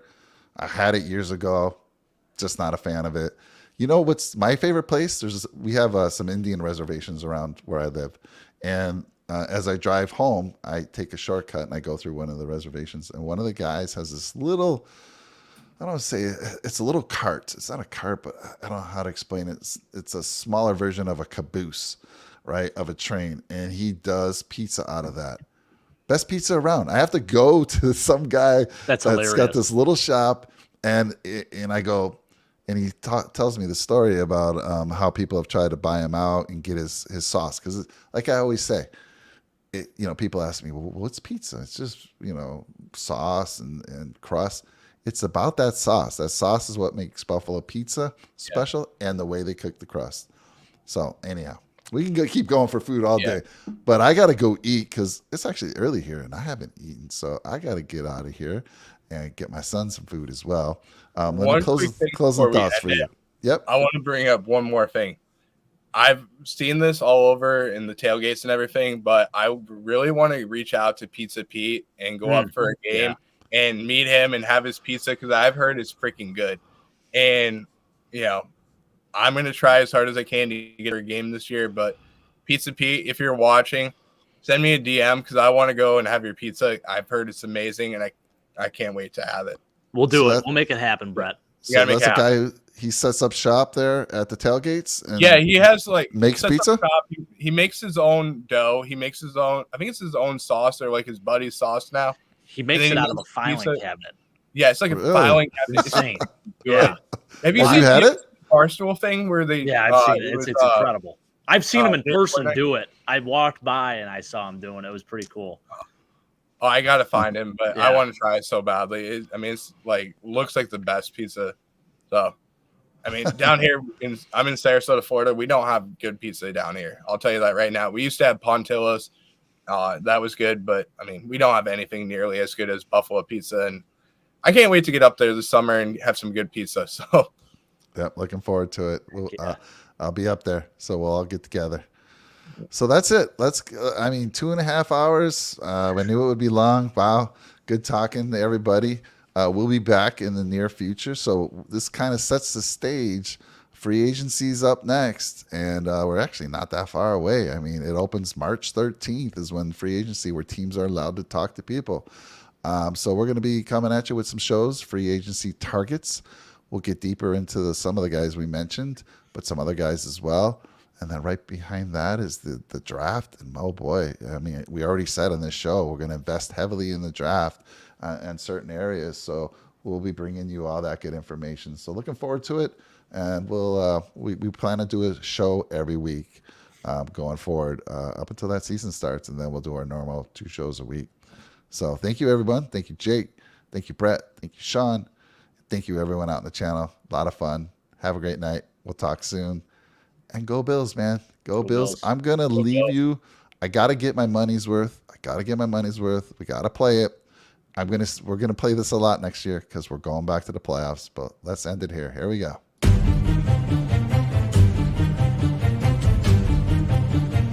Bills Mafia. Circling the wagon. You feel me? Nickel City Mafia. Let's go. Josh Allen, quarterback supreme, leading the Bills to the top of the league. Weapons by his side, and that defense hella mean. Buffalo's got a team that must be seen. I said Buffalo's got a team that must be seen. Yes. Come on. J17 leading the charge. Buffalo Bills on the rise. Passing game on point. Ain't no mirage. Happening right in your eyes. Ain't no surprise. Buffalo stacking the QB. Stephon Diggs something in the past. Group cards didn't have to go deep. We're circling wagons. Just wait and see. From Wyoming to the NFL, Josh Allen's got the skills. Air raid, deep ball, touchdowns for real. Leading the Bills to playoff thrills. Real time, this ain't no drill. Cold game, we're giving them chills. Check the score, now you know the deal. Nickel City Mafia.